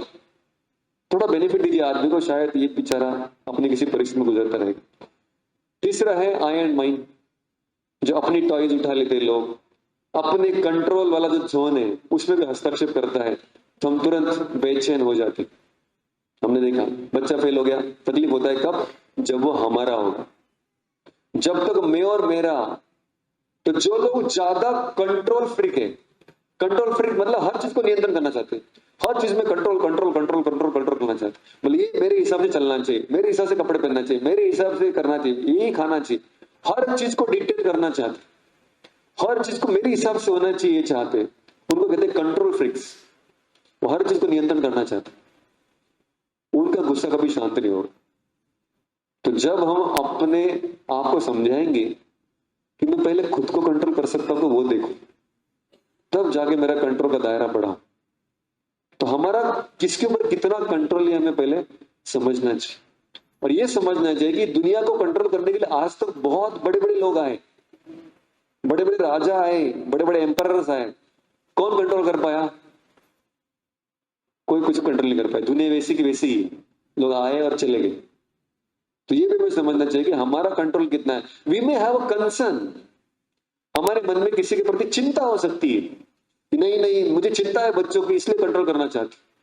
दोनों में फर्क है, किसी के प्रति कंसर्न होना और किसी के ऊपर कंट्रोल करना, दोनों में फर्क है। जब हम कंसर्न के पीछे आड़ में कंट्रोल करने का प्रयास करते हैं तब हमें गुस्सा आएगा ही आएगा। जब जब कंट्रोल जाएगा हाथ से तब तो गुस्सा आएगा। जितनी हमारे आइडेंटिटीज है उतने हमारी कंट्रोलरशिप। हम मानते कि मैं ऑफिस में बॉस हूं, घर में मैं सबसे बड़ा हूं, भाइयों में मैं सबसे बड़ा हूं, इस सोसाइटी का मैं सेक्रेटरी हूं, इस देश का मैं पंतप्रधान हूं। जितने आइडेंटिटीज बढ़ेंगे उतने ईगोज और कंट्रोल करने की इच्छाएं बढ़ती है। लेकिन ये सारी आइडेंटिटी हमारी जो कंट्रोल करने की इच्छा है वो कैसी है? जैसे मान लीजिए आर्यन ग्राउंड में कोई व्यक्ति खड़ा है और 10 ट्रक खड़े, हर ट्रक को एक रस्सी बांधा है और 10 के 10 रस्सी आपके हाथ में, और आप सोच रहे कि सारे ट्रक को मैंने पकड़ कर रखा, देखो कोई भी नहीं हिल रहा है, तो किसी के अंदर में ड्राइवर बैठा नहीं अभी तक। अगर ड्राइवर बैठे, चाबी लगाए, गियर डायलर, एक्सीलेटर मारे और आप अभी भी सोचे कि मैं कंट्रोल करूंगा, 10 की 10 चीजें पकड़ के रखूंगा, तो तकलीफ किसको होने वाला? ड्राइवर को नहीं होने वाला, हमको ही होने वाला। तो इसलिए मैं और मेरा कंट्रोल का दायरा कितना है, तो मैं सोच समझ, वी कैन हैव कंसर्न। हम किसी को एडवाइस दे सकते हैं, लेकिन किसी को उपदेश नहीं दे सकते। कृष्ण खुद गीता में बहुत सारा ज्ञान देते हैं, लेकिन आखिरी में कहते हैं अर्जुन तुम्हारी जैसी इच्छा वैसा करो। पिछले बार हमने चर्चा की कैसे संवाद करना चाहिए। जैसे एक व्यक्ति ने मुझे पूछा, जब मैं बात उनको कह रहा था, उन्होंने कहा कि प्रभु जी, but should we not control our kids at least? कम से कम हमें अपने बच्चों को, हमारे जो हम पे निर्भर है, उनको कंट्रोल नहीं करना चाहिए, हमें उनके लिए डिसाइड नहीं करना चाहिए? मैंने कहा कभी भी नहीं करना चाहिए। आजकल के जनरेशन को तो बिल्कुल ही नहीं करना चाहिए। उनके साथ वार्तालाप करके कमेटी बनाओ, माता पिता बच्चा एक कमेटी हो गया, वो कमेटी डिसाइड करेगा उसको क्या करना है। कमेटी में बच्चों को भी लो, कभी कभी हम ही अपनी कमेटी बनाते हैं और उसको बाहर रखते हैं, उसको सिर्फ डिसीजन आता है, रिजोल्यूशन, कोर्ट ने डिसाइड किया है कैसे होना है, नहीं इन्वॉल्व देम। तो मैं और मेरा नहीं, आई ये बहुत सेल्फिश वर्ड है, उसको रिप्लेस कीजिए, उसको वी बनाइए, मैं नहीं हम। जैसे हम बनेगा तो ये तीसरा निकल जाएगा। और चौथा है गुस्सा कब करते हम, तो तीसरा आय होता है कि आई कैन, अब देखो मैं क्या करता हूं, बराबर सीधा कर दूंगा, मैं सीधा कर दूंगी। ये जो हमारा कंट्रोल का टेंडेंसी है ना, कि मैं कर सकता हूं, तभी हम गुस्सा करते हैं। जैसे मैंने कहा ट्रेन में अगर आदमी हट्टा कट्टा लंबा छोड़ता हम गुस्सा नहीं करते, गुस्सा आता भी नहीं उसका हमें। तो जैसे एक बहन थी अपने भाई के पास आई, बोले भैया बचाओ भैया बचाओ। बोले किससे बचाओ? बोले मेरी सास से बचाओ, बड़ी खुसट है, बार बार टोकती रहती है, बोलती रहती है। बोले तू फार्मासिस्ट है ना, कुछ ऐसा दे दे पॉइजन टैबलेट के रूप में, उसे खाने में डालना, मर जाएगी बुढ़िया एक बार। बोले पागल है तू, पॉइजन डाल के मार देगी, कमेटी बैठेगा, फॉरेंसिक लैब टेस्ट होगा, पॉइजन निकलेगा तो घर के लोगों को भी समझेगा तो पकड़ी जाएगी। बोले क्या करूं, लेकिन परेशान हूं मैं, रोज रोज गुस्सा करने से अच्छा एक बार इसको डिलीट कर दूं मैं। तो भाई ने कहा एक काम कर, एकदम से पॉइजन खिला के मार देगी तो पकड़ में आएगी, तुमको मैं पूरी डब्बी देता हूं स्लो पॉइजन, रोज एक ही गोली डालना, 6 महीने में बुढ़िया ऊपर। बोले very good, thank you very much. बोले रुक, कहां जा रही है, लेकिन एक भी दिन गोली मिस नहीं करना है, रोज गोली जानी चाहिए खाने में। बोले उसकी चिंता मत करो, मैं कर लूंगी। बोले कैसे करेगी? मैं खुद उसको खाना दूंगी ना, गोली डाल दूंगी, हो गया, सिंपल है। वो चली गई। बोले माँ जी आज क्या खाएंगे? माँ जी भी परेशान, बोले आज सूरज कहां से उगा है, क्या खाएंगे? जो बोला वो बनाया, खिलाया, लेकिन देने के पहले गोली डाल दिया। रोज चल रहा है माँ जी क्या खाएंगे, आज आपके लिए क्या बनाऊं, मैं आपके हाथों से दूंगी, अपने हाथों से दूंगी वगैरह चल रहा है, लेकिन रोज गोली जारी। 6 महीने हो गए, बुढ़िया बीमार, हार्ट रेट बढ़ गया, हॉस्पिटल में एडमिट, सीधा आईसीयू। डॉक्टर ने कहा बचने की कोई उम्मीद नहीं है। तो ये तुरंत भागी भाई के पास, बोले भैया बचाओ बचाओ। बोले किसको बचाओ? बोले मेरी सास को बचाओ। बोले क्या क्या हो गया उसको? बोले एडमिट है, डॉक्टर ने कहा नहीं बच सकती। बोले हाँ 6 महीने हो गया, काम कर रहे हैं अपना दवाई, बुढ़िया जा रही है, कॉन्ग्रेचुलेशन। बोले नहीं, वो नहीं मरनी चाहिए। बोले अभी कुछ नहीं कर सकते भाई, पॉइजन गया अंदर, 6 महीने का पॉइजन है, निकलेगा। बोले नहीं नहीं मैं नहीं चाहती कि वो मरे। बोले 6 महीने पहले तू आई थी, बोल रही थी वो मरनी चाहिए, पॉइजन दो, अब तू ही बोल रही नहीं मरनी चाहिए। बोले नहीं एक्चुअली जब से मैं गई ना तो उसको रोज खिला रही हूँ, पिला रही हूँ, उसका ख्याल रख रही हूँ, अभी हमारा रिलेशनशिप सुधर गया है, अभी वो मेरी मम्मी जैसी बन गई है और मैं उसकी बेटी सी बन गई हूँ और मैं नहीं चाहती कि वो मरे। भाई ने कहा सॉरी, बहुत लेट हो चुका है। बहन गिड़गिड़ाने लगी, रोने लगी। बोले कुछ भी कर यार, कुछ तो एंटीडोट होगा इसका। फिर भाई मुस्कुराने लगे, बोले हंस क्यों रहा है तू? बोले कोई पॉइजन वाइजन नहीं था, प्लेसिबो की गोली थी। प्लेसिबो मतलब विटामिन की गोली थी, कोई पॉइजन वाइजन था नहीं, बुढ़ी को कुछ नहीं वाला, डिस्चार्ज हो जाएगी। अभी बहन को गुस्सा आ गया, बोले फंसाया मुझे। बोले फंसाया तो क्या करता, हमेशा तुम्हें लगता है कि तू ही सही है वो गलत है, क्या समझ में आया 6 महीने में? बोले हाँ मैं ही गलत थी। तो मैंने जब अपने आप को सुधारा वो भी सुधर गई। तो कभी कभी गुस्सा करते किस लिए? सामने वाले को सुधारने के लिए।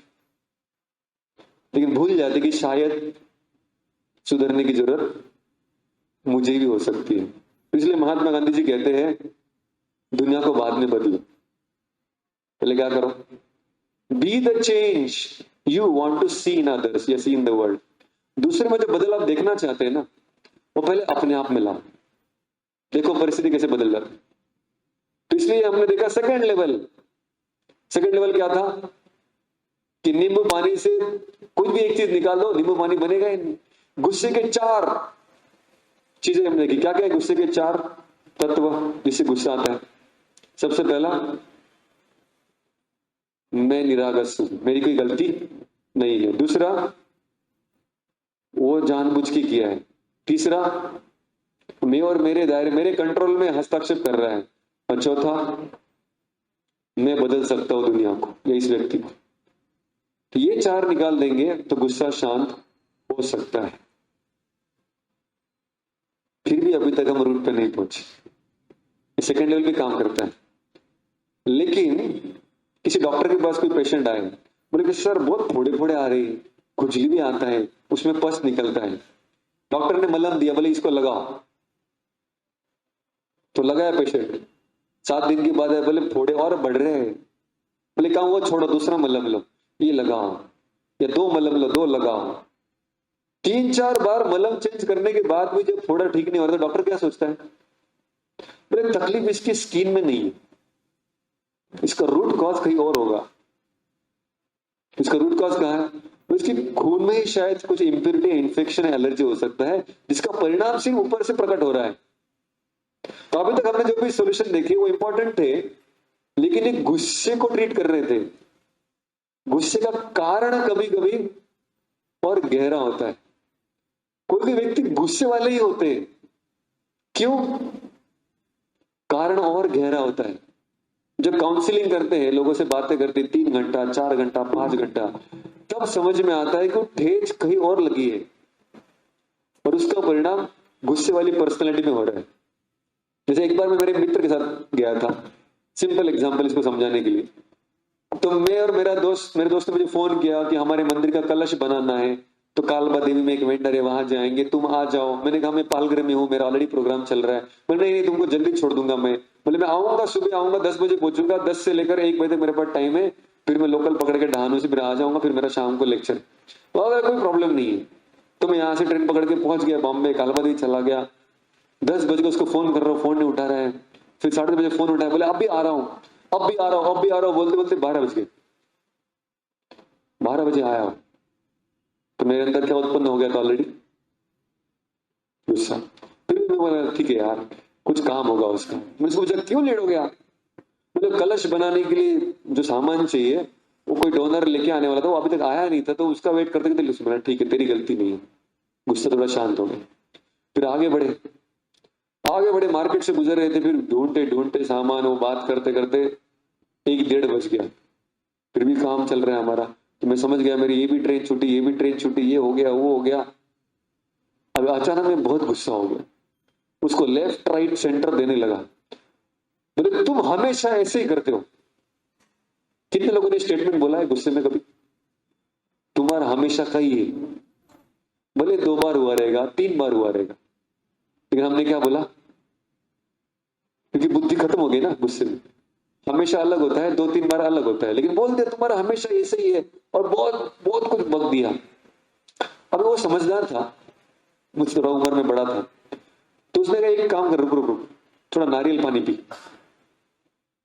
तो उसने क्या किया? गुस्से का रिस्पॉन्स गुस्से में नहीं दिया, उसने कहा थोड़ा नारियल पानी पी।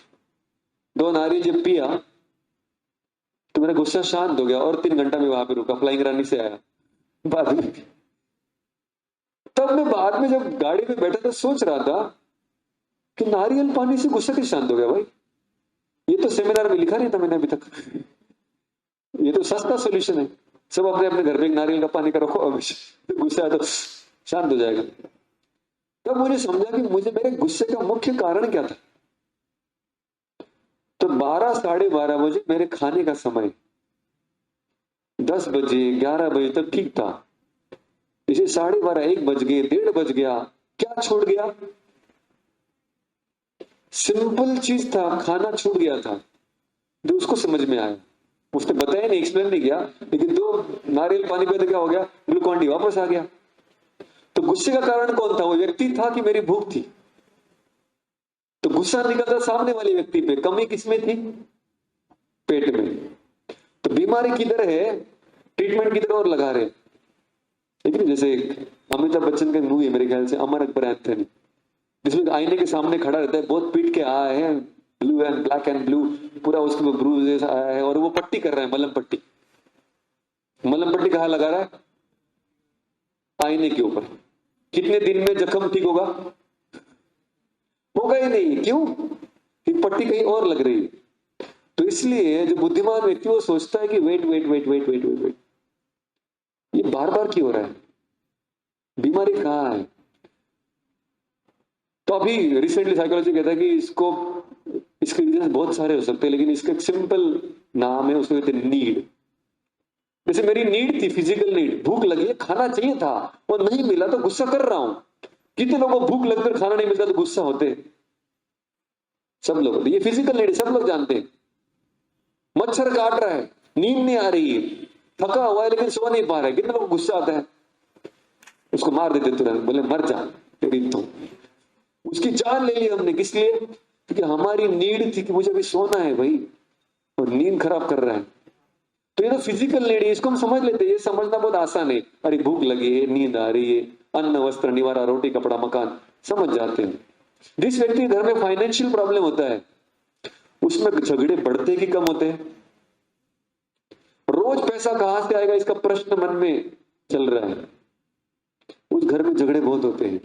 क्यों? क्योंकि एक नीड है जो कहीं और है, लेकिन व्यक्ति के सारे संबंध खराब हो रहे हैं। क्यों? क्योंकि मन में, बैकग्राउंड में वो एक नीड है जो फुलफिल नहीं हुई, वो एक गड्ढा है जो भरा नहीं, वो पेट का नहीं है, अभी फाइनेंस का है। किसी की इमोशनल नीड होती है। तो जो साइकोलॉजिस्ट में काउंसलिंग करते पता चलता है कि किसी के बचपन में उसके ऊपर कुछ एब्यूज हुआ है, बचपन में उसको प्रेम मिला ही नहीं। सिंगल पेरेंट जैसे फॉरेन कंट्री में मिलता है, सिर्फ माता थे या पिता थे, उसको प्रेम नहीं मिला, या बचपन में किसी ने उसको बहुत पीट दिया। एक व्यक्ति को मैं काउंसलिंग कर रहा था, बहुत डरता था वो एग्जाम के पहले, बहुत इतना डरता कि एग्जाम ही नहीं जाता था, बुखार आने लगता था उसको। तो जब उसका बहुत उसके साथ बातें की तो पता चला कि बचपन में स्कूल में 10 बच्चों ने मिलकर बिना मतलब उसको पीटा था, और अकेला कुछ नहीं कर पाया। तो तब से, और वो किसी को बता भी नहीं पाया, और वो जो इंप्रेशन थे मन में, उसकी वजह से वो अभी उसकी जो पर्सनैलिटी वो है। तो कभी इमोशनल नीड होती है जो फुलफिल नहीं हुई। तो हमारी सबके अंदर एक नीड है, किसी की एक पर्सनैलिटी होती है। किसी को म्यूजिक अच्छा लगता है तो उसकी एक म्यूजिक की नीड होती है कि मुझे यार अच्छा म्यूजिक सुनना अच्छा लगता है। अगर कुछ दिन तक नहीं मिला, गुस्सा होने लगता है। किसी की इंटेलेक्चुअल नीड होती है कि मुझे प्रॉब्लम सॉल्विंग अच्छा लगता है, नहीं मिला तो किसी और के ऊपर गुस्सा हो जाता है। बच्चों से मोबाइल खींच लेंगे तो बच्चे क्या होते हैं? गुस्सा होते कि नहीं होते? आपने उसका क्या बिगाड़ा? कुछ नहीं बिगाड़ा। आपने उसको मारा? नहीं मारा, लेकिन वो गुस्सा में क्यों है? ना खाना खाएगा, ना पढ़ाई करेगा। क्यों? क्योंकि उसकी एक नीड थी इमोशनल, जो उस मोबाइल से पूरी हो रही थी, तो आपने छीन लिया तो गुस्सा हो गया। तो कहने का मतलब, जो हमारी ये ऊपर के अलग अलग निगेटिव इमोशंस पे, उसमें गुस्सा है, स्ट्रेस है, एनवी है, जेलसी है, बहुत सारे है। इसके रूट कॉज में क्या होता है कि हम अंदर से अधूरे हैं। वो अधूरापन अलग अलग परिस्थिति में बाहर आता है। कभी social need, physical need, emotional, intellectual need, और सबसे गहरी स्पिरिचुअल नीड। इसको तो अभी हम वहां तक जाने का समय भी नहीं अपने पास। सिंपल उदाहरण देना चाहूंगा कि ये जब सारी नीड फुलफिल हो जाती है तो कैसे व्यक्ति हर परिस्थिति में हर चीज सहन कर सकता है और गुस्से को ओवरकम कर सकता है। रामानुजाचार्य, इनकी कहानी कुछ महाराष्ट्र के नामदेव महाराज की तरह ही है। एक बार कावेरी में स्नान करने के लिए गए, स्नान किया, स्नान करके जब बाहर आए तो एक शुद्र व्यक्ति था उस समाज का, वो स्टेयरकेस पे खड़ा था, उसने थूक दिया उनके ऊपर। अभी पवित्र नदी में स्नान करके आए थे, वो थूक दिया। थूका तो उसकी अपेक्षा थी कि ये गुस्सा करेंगे, वो गुस्सा नहीं की, वो मुड़ गए, फिर डुबकी लगाई, स्नान किए, प्रणाम करके नदी को फिर वापस आए, फिर थूका। ये घर में गया था, ये फिर चले गए, फिर स्नान, फिर आया, फिर थूका, फिर स्नान किया, फिर थूका, फिर गए।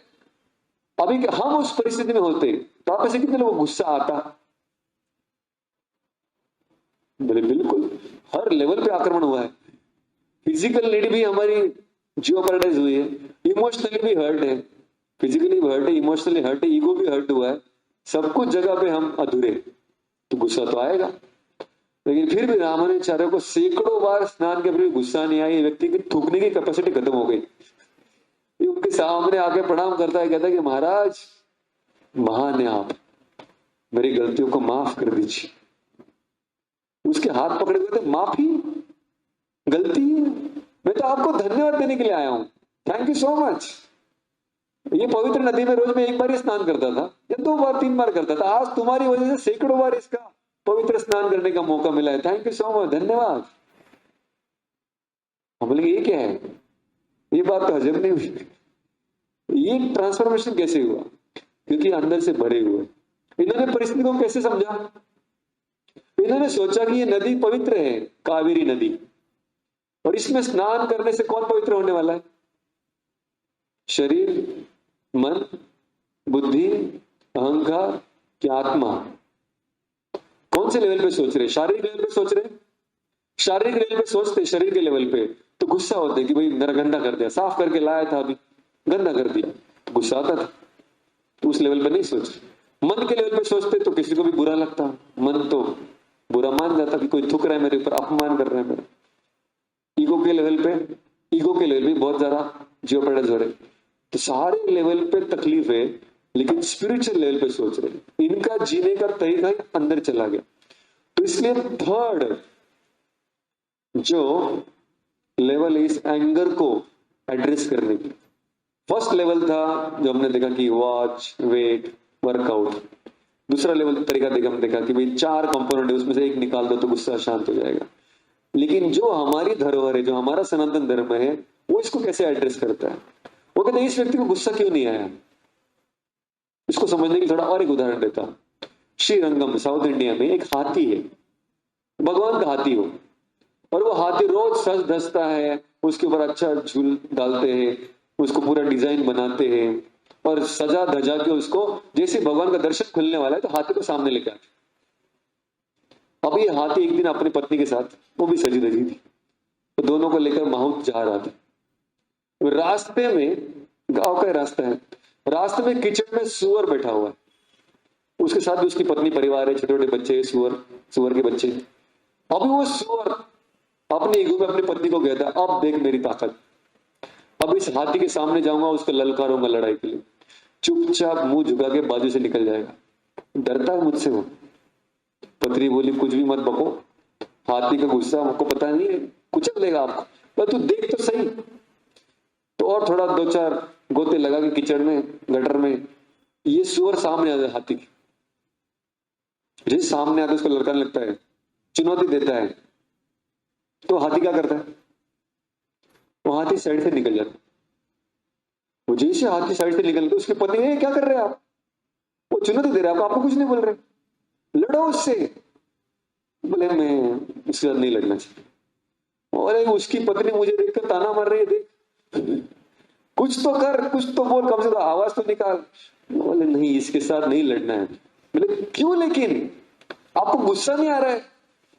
बोले नहीं आ रहा है। क्यों?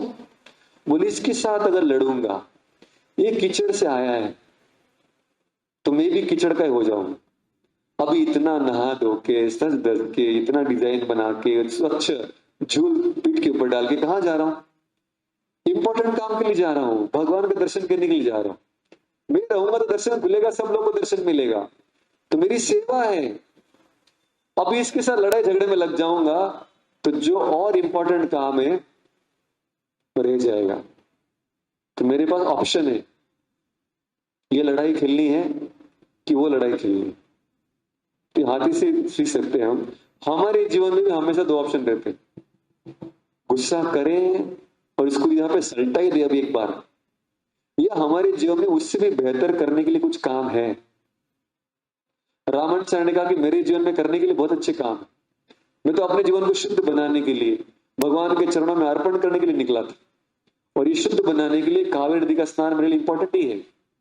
हाथी ने वही सोचा कि भगवान का दर्शन खोलने के लिए मेरा इंपॉर्टेंट सेवा है, तो बेहतर काम में विश्वास करने के लिए तो ये छोटे मोटे लड़ाई में मुझे लड़ना नहीं है। तो चूज योर बैटल्स वाइजली। कौन सी लड़ाई खेलनी है? तो छोटी छोटी लड़ाई नहीं जीतनी हमें जीवन का बड़ा युद्ध जीतना है। उसके बीच में कुछ कुछ लड़ाई को पोस्टपोन भी करेंगे, अवॉइड भी करेंगे, चलेगा। कभी कभी हार की भी जीता जा सकता है, और जो हार की जीतता है उसको क्या कहते हैं? आपने कहा। तो अगर सच में बाजीगर बनना है, बाजी जीतनी है, तो कुछ कुछ लड़ाई हार देंगे तो भी चलेगा। तो इसलिए बीइंग पीसफुल, जीवन में पीसफुल बनना मतलब क्या? Being purposeful. हमारे जीवन का कुछ ध्येय भी है कि नहीं? अगर ऊंचा ध्येय है तो छोटी छोटी लड़ाई को लांघ के जा सकते। बोले हर छोटी मोटी लड़ाई जीतने की जरूरत नहीं है। बोले तू जीता, तेरा गधा आगे मेरा घोड़ा पीछे, लेकिन तेरा गधा और मेरा घोड़ा। तो अगर हमारे पास करने के लिए बेहतर काम है, तो गीता में अर्जुन के बहुत सारे प्रश्न हैं। भगवान का उत्तर क्या है? भगवान कहते हैं कि समस्याएं बहुत सारी है, इमोशंस बहुत सारे, स्ट्रेस देने वाली बहुत सारी चीजें, प्रोवोकेट करने वाली बहुत सारी सिचुएशंस है। जैसे एयरपोर्ट पे जाते हैं तो एयरपोर्ट में जब विमान खड़ा है तो उसके बाजू में बहुत सारी बड़ी बड़ी बिल्डिंग है, लेकिन जब फ्लाइट आकाश में ऊपर उठता है तो बिल्डिंग कैसी लगती है? एकदम छोटी छोटी बिस्किट की तरह दिखती। बिल्डिंग छोटी हुई क्या? बिल्डिंग छोटी नहीं, तो छोटी क्यों लग रही है? हम ऊपर उठ गए हैं। तो भगवान थर्ड लेवल जो गीता में बताते हैं अर्जुन को कि भाई समस्याएं चलती रहेगी, बैटल्स, प्रोवोकेशंस, अपमान करने वाले, गुस्सा दिलाने वाले कम नहीं होने वाले। अर्जुन के जीवन में कुछ कम नहीं हुए, लड़ाई हुआ, लेकिन अर्जुन अभी उससे ऊपर उठ गया, उसको अफेक्ट नहीं किया। तो इसलिए समाज में समस्याएं कंपलसरी है, प्रोवोकेशंस कंपलसरी है, लेकिन उससे जो निगेटिविटी क्रिएट होगी वो ऑप्शनल है। वो हमारी चॉइस है कि क्या हम उसको स्वीकार करना चाहते कि नहीं। अरे भाई शिव जी कहाँ है इस सारे प्रेजेंटेशन में? तो ये अभी श्रावण महीना में शिव जी को जल चढ़ाते। कितने लोग चढ़ाते शिव जी को जल? फुल जल। क्यों चढ़ाते जल शिव जी को, खास करके श्रावण में? ऐसा कहा जाता है कि इसी महीने में समुद्र मंथन की लीला हुई थी। समुद्र मंथन मतलब जहां पर देवता और असुर ने एक बहुत बड़ा मीटिंग लिया, सबसे बड़ा प्रोजेक्ट हम चालू कर रहे हैं, जिसमें क्या निकलने वाला था? अमृत। विष्णु ने उनको सजेशन दिया था। तो ये मीटिंग में सारे देवता थे, हुज एंड हुज ऑफ स्वर्ग के जितने भी छोटे मोटे गंधर्व किन्नर सारे लोग उस मीटिंग में थे, और सबका इसमें सहयोग हुआ। किसके लिए? अमृत प्राप्त। अभी सबसे बड़ी चीज थी अमृत मिलने वाला था, लेकिन इस पूरे मीटिंग में एक व्यक्ति को नहीं बुलाया गया था। किसको? शिव जी को नहीं बुलाया गया। तो जब समुद्र मंथन हुआ, न दानवों की तरफ से ना देवताओं की तरफ से, शिव जी उसमें नहीं थे। मान लीजिए आपका भी एक पोजीशन है किसी समाज में, और कुछ बहुत बड़ी मीटिंग हो रही है और आपको बुला ही नहीं, गुस्सा आएगा कि नहीं आएगा? तो कम से कम पूछते, बताते। घर तोड़ के नया बना रहे हो, आज सीधे कारीगर गुस्से तब पता चला, मैं भी घर का इंपॉर्टेंट सदस्य, मुझे बोलना चाहिए था। गुस्सा तो आएगा। तो इतने बड़े यूनिवर्स में इतना बड़ा उत्सव, और ये देवादिदेव महादेव है, इनको बोला नहीं गया। लेकिन हुआ क्या? आगे जाके गाड़ी अटक गया। ये बड़ा प्रोजेक्ट अटका कब? जब मंथन किया समुद्र का, तो सबसे पहले क्या निकला उसमें से? हलाहल विष निकला। तब याद आई शिव जी की। तब ये सारे देवता चले गए शिव जी के पास। ओलिया वो थोड़ा काम चालू किया था, उसमें आपको नहीं बुलाया, लेकिन गुस्सा मत होना। किसको कह रहे? रुद्र। ये जब गुस्सा होते तो प्रलय तांडव होगा, उनको कह रहे। लेकिन आपकी जरूरत पड़ी अभी हमें। क्या जरूरत पड़ी है? विष्णु ने कहा कि विष जो निकला है ना, वो शिव जी को दो, उनको कहो कि प्लीज टेक केयर। उनके अंदर ही कैपेसिटी, क्योंकि देवता को दिखाना चाहते कि जस्ट सी, इनका नाम रुद्र है, लेकिन ये अपने इस फोर्स को, अपने इस गुस्से की शक्ति को किस प्रकार से हैंडल करते। अपमानित हुए, दुर्लक्षित हुए, लेकिन अभी मदद लगी तो मांगने जा रहे, शिव जी ने सामने जैसे देवता आ गए, शिव जी पार्वती को कहते हैं, क्या सोचती हो, इनका मदद करूं? पति को कभी गुस्सा नहीं आता, पत्नी को ज्यादा गुस्सा आता है, पति का अपमान होता है। तो पार्वती जी कहती है, आप जो सोचते वो कीजिए। शिव जी तब एक श्लोक कहते हैं, बहुत सुंदर श्लोक है भागवत में। शिव जी कहते हैं, तप्यन्ते लोकतापेन साधवो प्रायशो जनः परम आराधनम तद्धि पुरुषस्य अखिलात्मनः। तो कहते हैं, सती, हे पार्वती जी, इस जगत में बहुत सारे महान लोग, लेकिन महान किसको कहते हैं? जो विकट परिस्थिति में अपना चरित्र बनाए रखे। परिस्थिति कितनी भी, हालात कितनी भी प्रोवोकेटिव, हालात कितने भी हमें लड़खड़ाने वाले क्यों ना, उसमें जो ठीक खड़ा रहे वो महान है। और कौन व्यक्ति जो इतना महान बन सकता है जिसके जीवन का लक्ष्य सिर्फ और सिर्फ दूसरों की सेवा करना है। तप्यन्ते लोकतापेन, दूसरों के लिए जो अपने जीवन में दुख सहन करने के लिए तैयार है, वही इस क्रोध को नियंत्रित कर सकता है।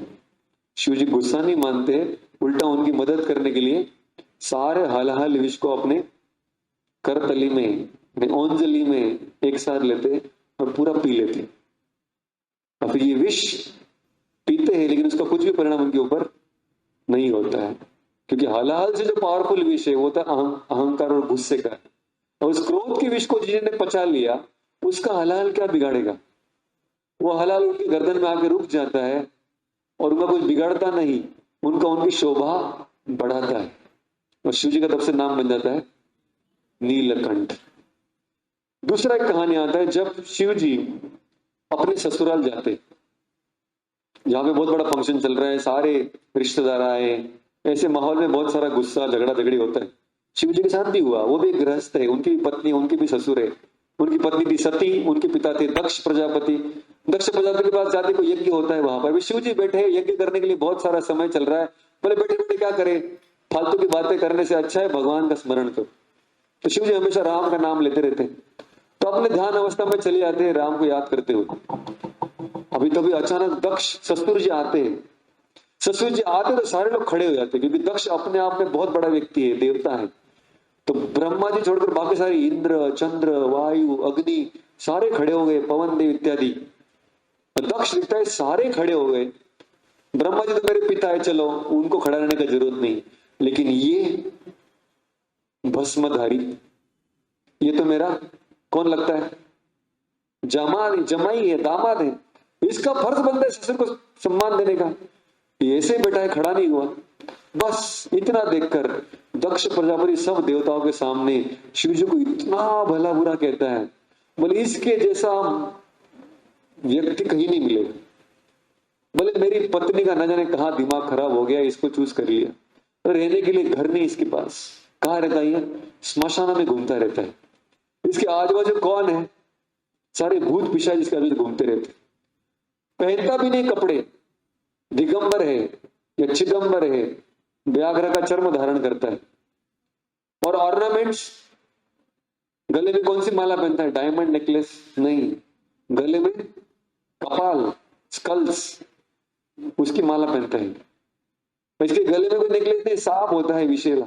बोले कैसा व्यक्ति, मेरी कन्या इतनी कमल लोचना है और ये मरकट नयन है, इसकी आंखें बंदर की तरह है। ऐसा भला बुरा शिव जी को बोलता है। इतना अगर कोई हमें बोले तो भी सारे रिश्तेदारों के बीच में सबका अटेंशन, सुनो सुनो सुनो, ऐसा बोलता है पहले, फिर सब बोलता है। सारे देवता सुन रहे। थोड़े समय बाद शिव जी की आंख खुलती है, उनको समझ में आता है कि इसने क्या क्या बोला। शिव जी की रिएक्शन क्या होती? शिव जी की रिएक्शन आने के पहले शिव जी के जो आजू बाजू खड़े हैं, नंदी इत्यादि जो उनके शिव जी के अनुचर है, वो गुस्सा हो जाते हैं, वो ब्राह्मणों को शाप देते हैं, वो ब्राह्मण शिव जी के अनुयायी को शाप देते हैं। सारा तहस नहस शाप प्रतिशाप चल रहा है। उसके बाद शिव जी उठते हैं, जब उनको पता चलता है कि मेरा इतना अपमान हुआ है, क्या करते हैं? उठ के बस चले जाते हैं। उनके ऊपर उस अपमान का कुछ भी परिणाम नहीं हुआ। क्यों परिणाम नहीं हुआ? अलग लेवल पे चल रहा है आदमी। कुत्ता भौंकता है, हाथी चलता है, हाथी को कुछ फर्क नहीं पड़ता।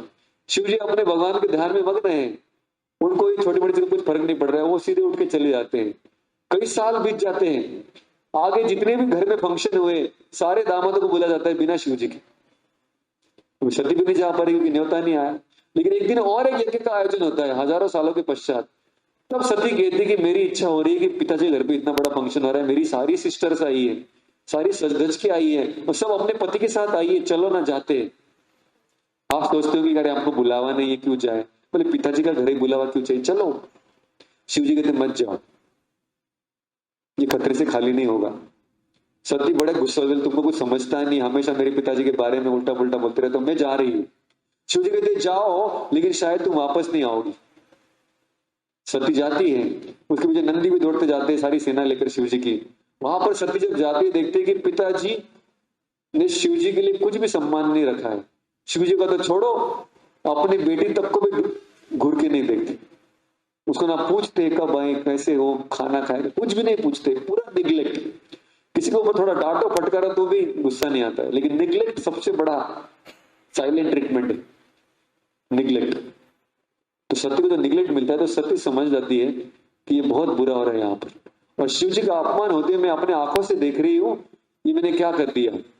तो सती उस गुस्से में आकर अपने प्राणों को त्यागती है, अग्नि प्रज्वलित करती है और खुद अपना प्राण त्याग देती है। अभी खबर पहुंचती शिव जी के पास। अभी ये शांत मुद्रा वाले भोलेनाथ अपना अपमान हुआ 2 बार सहन किया। देवताओं का भी उदाहरण देखा हमने, बड़ी सभा में भले बुरे शब्द कह दिए वो भी सहन किया। तो आप कहते मतलब प्रभु जी फिर गुस्सा करना ही नहीं चाहिए ना? नहीं, गुस्से की अपनी जगह है, गुस्से से जीवन में निकाल नहीं देना है, वो पॉसिबल भी नहीं। जब सती का देहांत हुआ तो शिव जी गए, सती के लाश को उठा के बहुत रोए भी। जो आगे पीछे कहानी नहीं जानते हैं वो अलग अलग स्टोरीज में, केरला स्टोरीज में उसका अलग अलग इंटरप्रिटेशन भी देते हैं। लेकिन बाद में शिव जी क्योंकि सती को हानि पहुंची इसको लेकर गुस्सा हो जाते हैं और फिर अपने जटाओं से एक जटा निकालकर जमीन पे पटकते उसमें से बहुत बड़ा असुर प्रकट करते हैं, और जिसके कारण ही हुआ दक्ष, उसका सर काट के कलम कर देते। भयंकर गुस्सा, इतना गुस्सा कि शिव जी को गुस्सा हुआ देखते हुए उनके सारे आदमी गुस्सा हो जाते हैं और पूरे यूनिवर्स में, पूरे ब्रह्मांड में तहस नहस करने लगते हैं। ब्रह्मा जी परेशान होते कि पूरा सृष्टि नष्ट हो जाएगा शिव जी गुस्सा देखकर। अभी शिव जी क्या करते हैं, दक्ष का गर्दन काट देते हैं। जैसे दक्ष मर जाता है शिव जी वापस कैलाश में आके शांति से बैठ जाते। लेकिन दक्ष मर गया, उसका परिवार वंश कौन चलाएगा आगे? सब लोग परेशान है। तो ब्रह्मा जी के पास जाते, ब्रह्मा जी फिर देवताओं को लेकर शिव जी के पास जाते, बोले भोलेनाथ उसको माफ कर दो। तो भोलेनाथ जी आंख खोल के बोलते हैं गुस्सा तो मैं था ही नहीं, उसको दंडित करना जरूरी था ताकि वो सुधर जाए, इसलिए मैंने सिर्फ गुस्से का उपयोग किया। गुस्सा होना एक बात है और गुस्से का प्रयोग करना दूसरी बात है। ये नहीं कह रहा हूं कि डांटो मत, फटकारो मत, आवाज मत बढ़ाओ, वो जरूरी होता है कभी कभी। लेकिन जैसे कारपेंटर के टूल बॉक्स में हथौड़ा होता है, खीला होता है, स्क्रूड्राइवर होता है, आरी होता है, बहुत सारे टूल्स होते हैं ना। तो जब कारपेंटर उस टूल्स को यूज करता है तो उसके अंदर इतनी शक्ति होती है तो टूल्स को उठाए, उसका इस्तेमाल करे और जब काम हो जाए वापस रख दे। तो हमारे अंदर इतनी गहराई होनी चाहिए कि हम उस गुस्से का प्रयोग कर पाए। इसलिए हम देखते हैं शास्त्रों में अनेक अनेक उदाहरण है, जो महान लोग हैं वो भी गुस्सा करते हैं। शिव जी तांडव करते हैं, गुस्से में करते प्रलय। हनुमान जी पूरी लंका को जलाए, हंसते हंसते जलाए क्या? नहीं, गुस्से में ही थे। महाभारत युद्ध किया, गीता सुनने के बाद अर्जुन ने हंसते हंसते किया क्या? सॉरी बाण मार रहा हूं, गुस्सा मत होना। ऐसा नहीं था युद्ध, गुस्से में आके ललकार के गाली गलौज करके भी युद्ध हो रहा था। तो गुस्सा अच्छा है कि बुरा है? गुस्सा करना चाहिए कि नहीं करना चाहिए? इतने बड़े लेक्चर के बाद कंफ्यूज कर रही है नहीं। तो गुस्सा कर रहे हैं हम, उसका पर्पस समझना चाहिए। हम गुस्सा हमारे ऊपर हावी हो रहा है कि हम गुस्से का सिर्फ प्रयोग कर रहे हैं, ये हमारे अंदर झांक के देखना चाहिए। तो हमें इतना ऊपर उठना चाहिए कि हम गुस्से का सिर्फ इस्तेमाल कर पाए। इसलिए पीसफुल लाइफ मतलब purposeful life. Just to summarize last slide, गुस्से का मैनेजमेंट कैसे करें? Anger management level 1, watch, wait, workout. जब तक हम इतने गहरे पहुंचे नहीं हमारे पर्पस में, तब तक ये काम आएगा। और अगर हमारी शक्ति बढ़े तो हम गुस्से के 4 तत्वों को डिसमेंटल कर सकते हैं। और सबसे इंपॉर्टेंट, हमारे जीवन में गहरी सोच, एक नया पर्पस मिल जाए, तो फिर गुस्सा भी करें तो भी समाज उस गुस्से का भी सम्मान करेगा। अर्जुन ने गुस्सा किया, फिर भी हम अर्जुन का सम्मान करते। क्यों? क्योंकि अर्जुन के जीवन का मकसद ही ऊंचा था। तो वैसे जो हमारे जीवन के मकसद को जितना गहरा बनाएंगे उतना हमारे इमोशंस पे काबू होगा। जैसे रामानुजाचार्य का उदाहरण देखा, क्योंकि उनका पर्पस बड़ा था इसलिए छोटी मोटी चीजों को समझ सके, टॉलरेट कर पाए और उस इमोशंस को इस्तेमाल भी कर पाए। बहुत बहुत धन्यवाद। हरे कृष्णा कृष्णा कृष्णा हरे हरे, हरे राम राम राम हरे। बहुत बहुत धन्यवाद। हरे कृष्णा। थोड़ा मैं 7 मिनट आगे पहुंच चुका। कुछ अनाउंसमेंट है? किसी कुछ प्रश्न है तो हम पर्सनली मिलेंगे क्योंकि समय ज्यादा हो चुका। yes.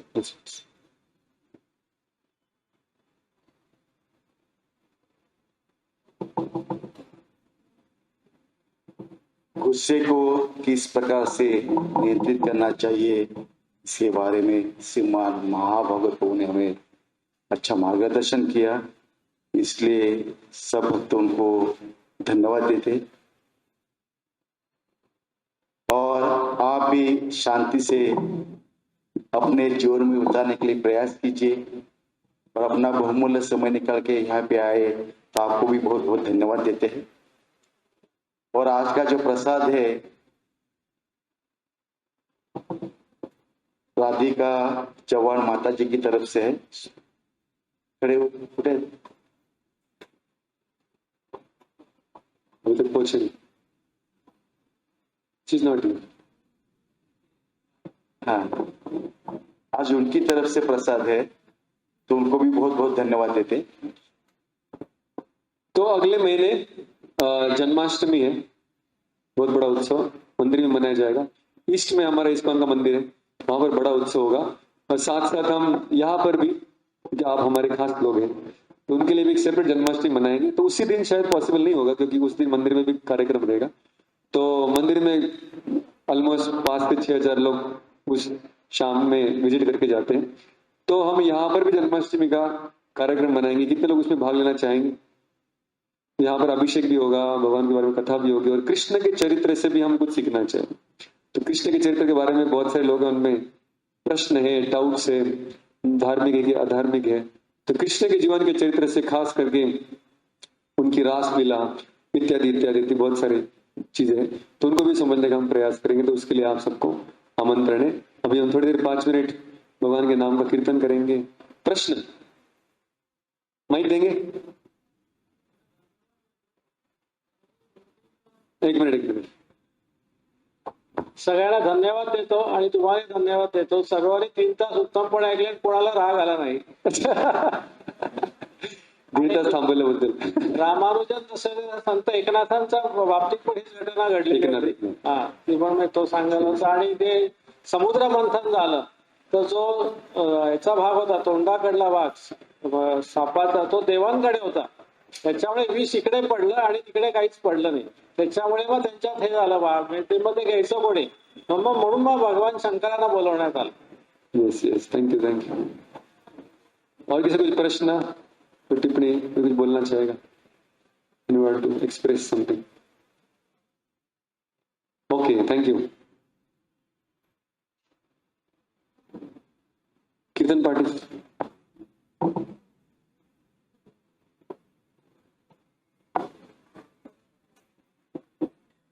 तो नेक्स्ट एक टॉपिक हमारे मन में है जिसकी हम चर्चा करेंगे कभी वर्कशॉप में। तो कुछ जैसे आप में से कितने लोग हैं जो आपको किसी ने इनवाइट किया था और आप आए? ऐसे कितने लोग हैं? ऑलमोस्ट सभी होंगे। तो हम आपको कुछ पोल भेजने वाले, क्योंकि आप हमसे सुन रहे हैं लेकिन हमें आपसे भी कुछ सुनना है। तो कुछ चीजें हम आपसे भी जानना चाहते हैं, तो आपको कुछ पोल कॉन्टेक्स्ट भेजा जाएगा। जैसे खास करके कौन से विषय आप सुनना चाहेंगे, कौन से टॉपिक्स के बारे में चर्चा करनी चाहिए। जैसे आज का जो टॉपिक था ये पब्लिक डिमांड से हुआ था, कई सारे हमारे यहाँ के जो सभासद है उनमें से कुछ बहुत लोगों ने ये टॉपिक के लिए बोला था कि भाई तो ये क्रोध हमारे जीवन में बहुत इंपॉर्टेंट चीज है, तो हमने फिर उसके बारे में आज चर्चा करने का प्रयास किया। दूसरा एक टॉपिक है स्ट्रेस।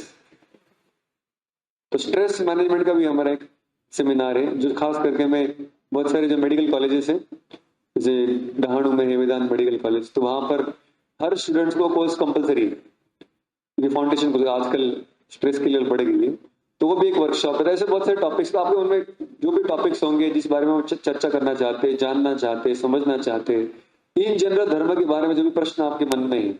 जैसे एक प्रश्न है कि अच्छे लोगों के साथ बुरा क्यों होता है, बहुत इंपॉर्टेंट क्वेश्चन है। लेकिन जन्म ये मृत्यु के बाद का जीवन भी सच में होता है या नहीं होता है, तो आपके जो भी क्वेश्चन है जरूरी नहीं कि आपको यही पूछने जरूरी है। जिन भी व्यक्ति को आप जानते हैं कि जो इस प्रोग्राम के ऑर्गेनाइजर्स है, तो उनका आपके प्रश्न, आपकी चॉइसेस, आपकी सुझाव प्लीज भेजिए। पॉजिटिव भी भेजिए, नेगेटिव भी भेजिए, हमें गुस्सा नहीं आएगा। हम समझते कि आपकी इंटेंशन अच्छे है कि इस प्रोग्राम को और अच्छा बनाने के लिए। Thank you very much. Hare Krishna. जय श्री कृष्ण चैतन्य प्रभु नित्यानंद श्री अद्वैत गदाधर श्रीवासदि गौर भक्तवृंद। तो आज हम कीर्तन करते प्रार्थना करेंगे भगवान को कि ये जो मेरा गुस्सा करने का स्वभाव है इसको मैं तो प्रयास करूंगा नियंत्रण करने के लिए, लेकिन अगर आप कृपा करें तो और अच्छे से और जल्दी मैं कर सकता हूं। हरे कृष्णा हरे कृष्णा कृष्णा कृष्णा हरे हरे हरे राम हरे Ram Ram Ram Hare Hare Hare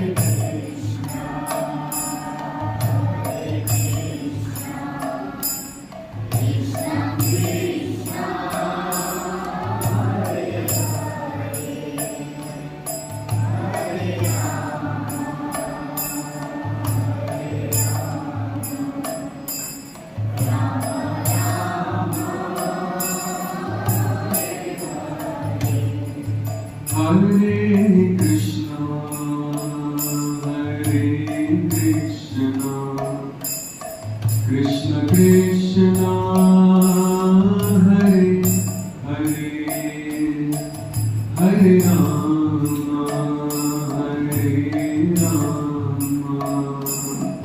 Rama Rama, Hare Hare.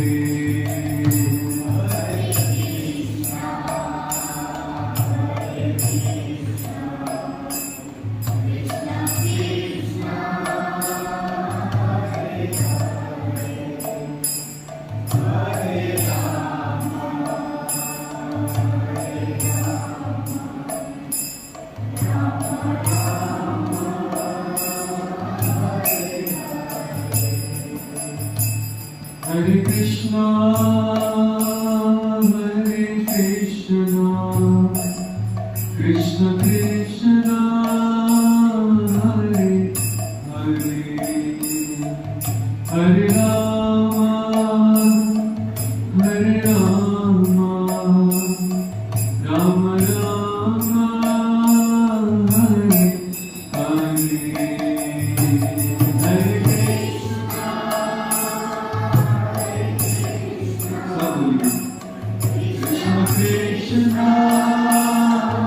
Hare Hare,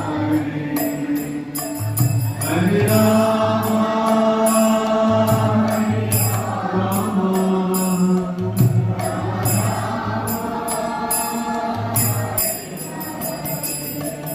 Hare Krishna, Hare Krishna, Krishna Krishna, Hare Hare.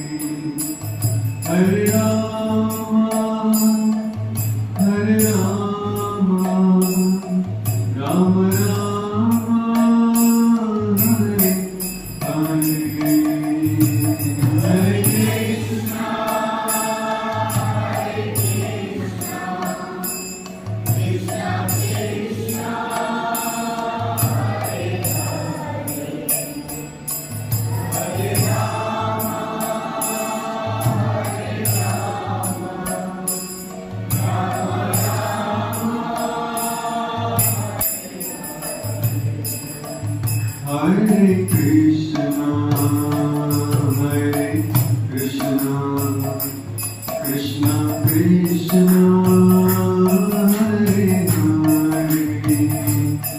Hare Rama Hare Rama Rama Rama Hare Hare Hare Krishna Krishna Krishna Hare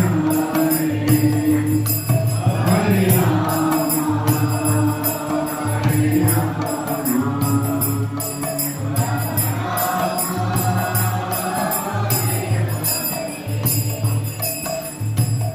Hare Krishna Krishna Krishna Hare Hare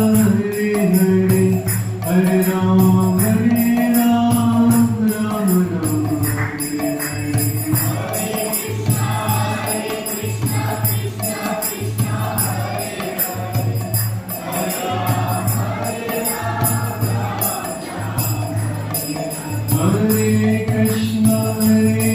Krishna Krishna Krishna Hare Hare Hare Ram Ram Ram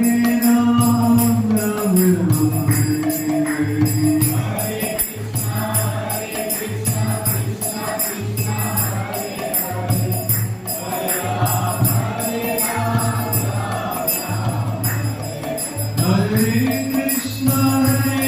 Krishna Krishna Krishna Hare Hare Hare Ram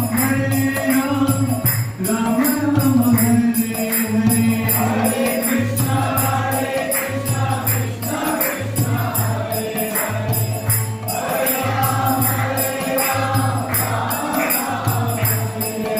Krishna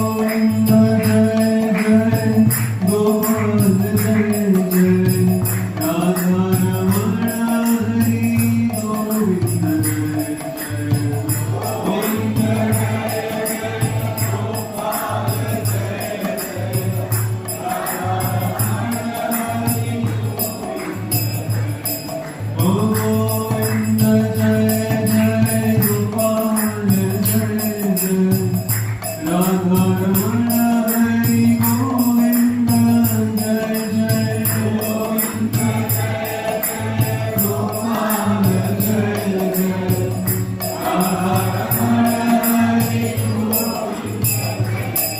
Hare Krishna Krishna Krishna Hare Hare Hare Ram Ram Hare Hare Krishna Krishna Hare Hare Hare Krishna Krishna Krishna Hare Hare Hare Hare Krishna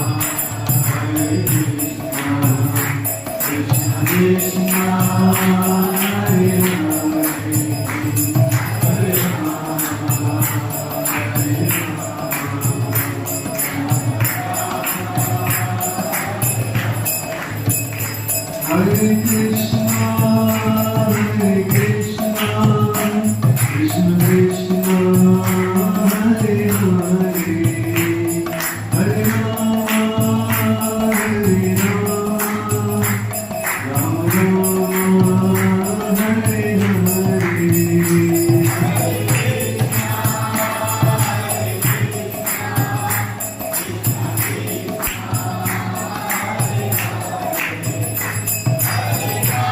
Rama Hare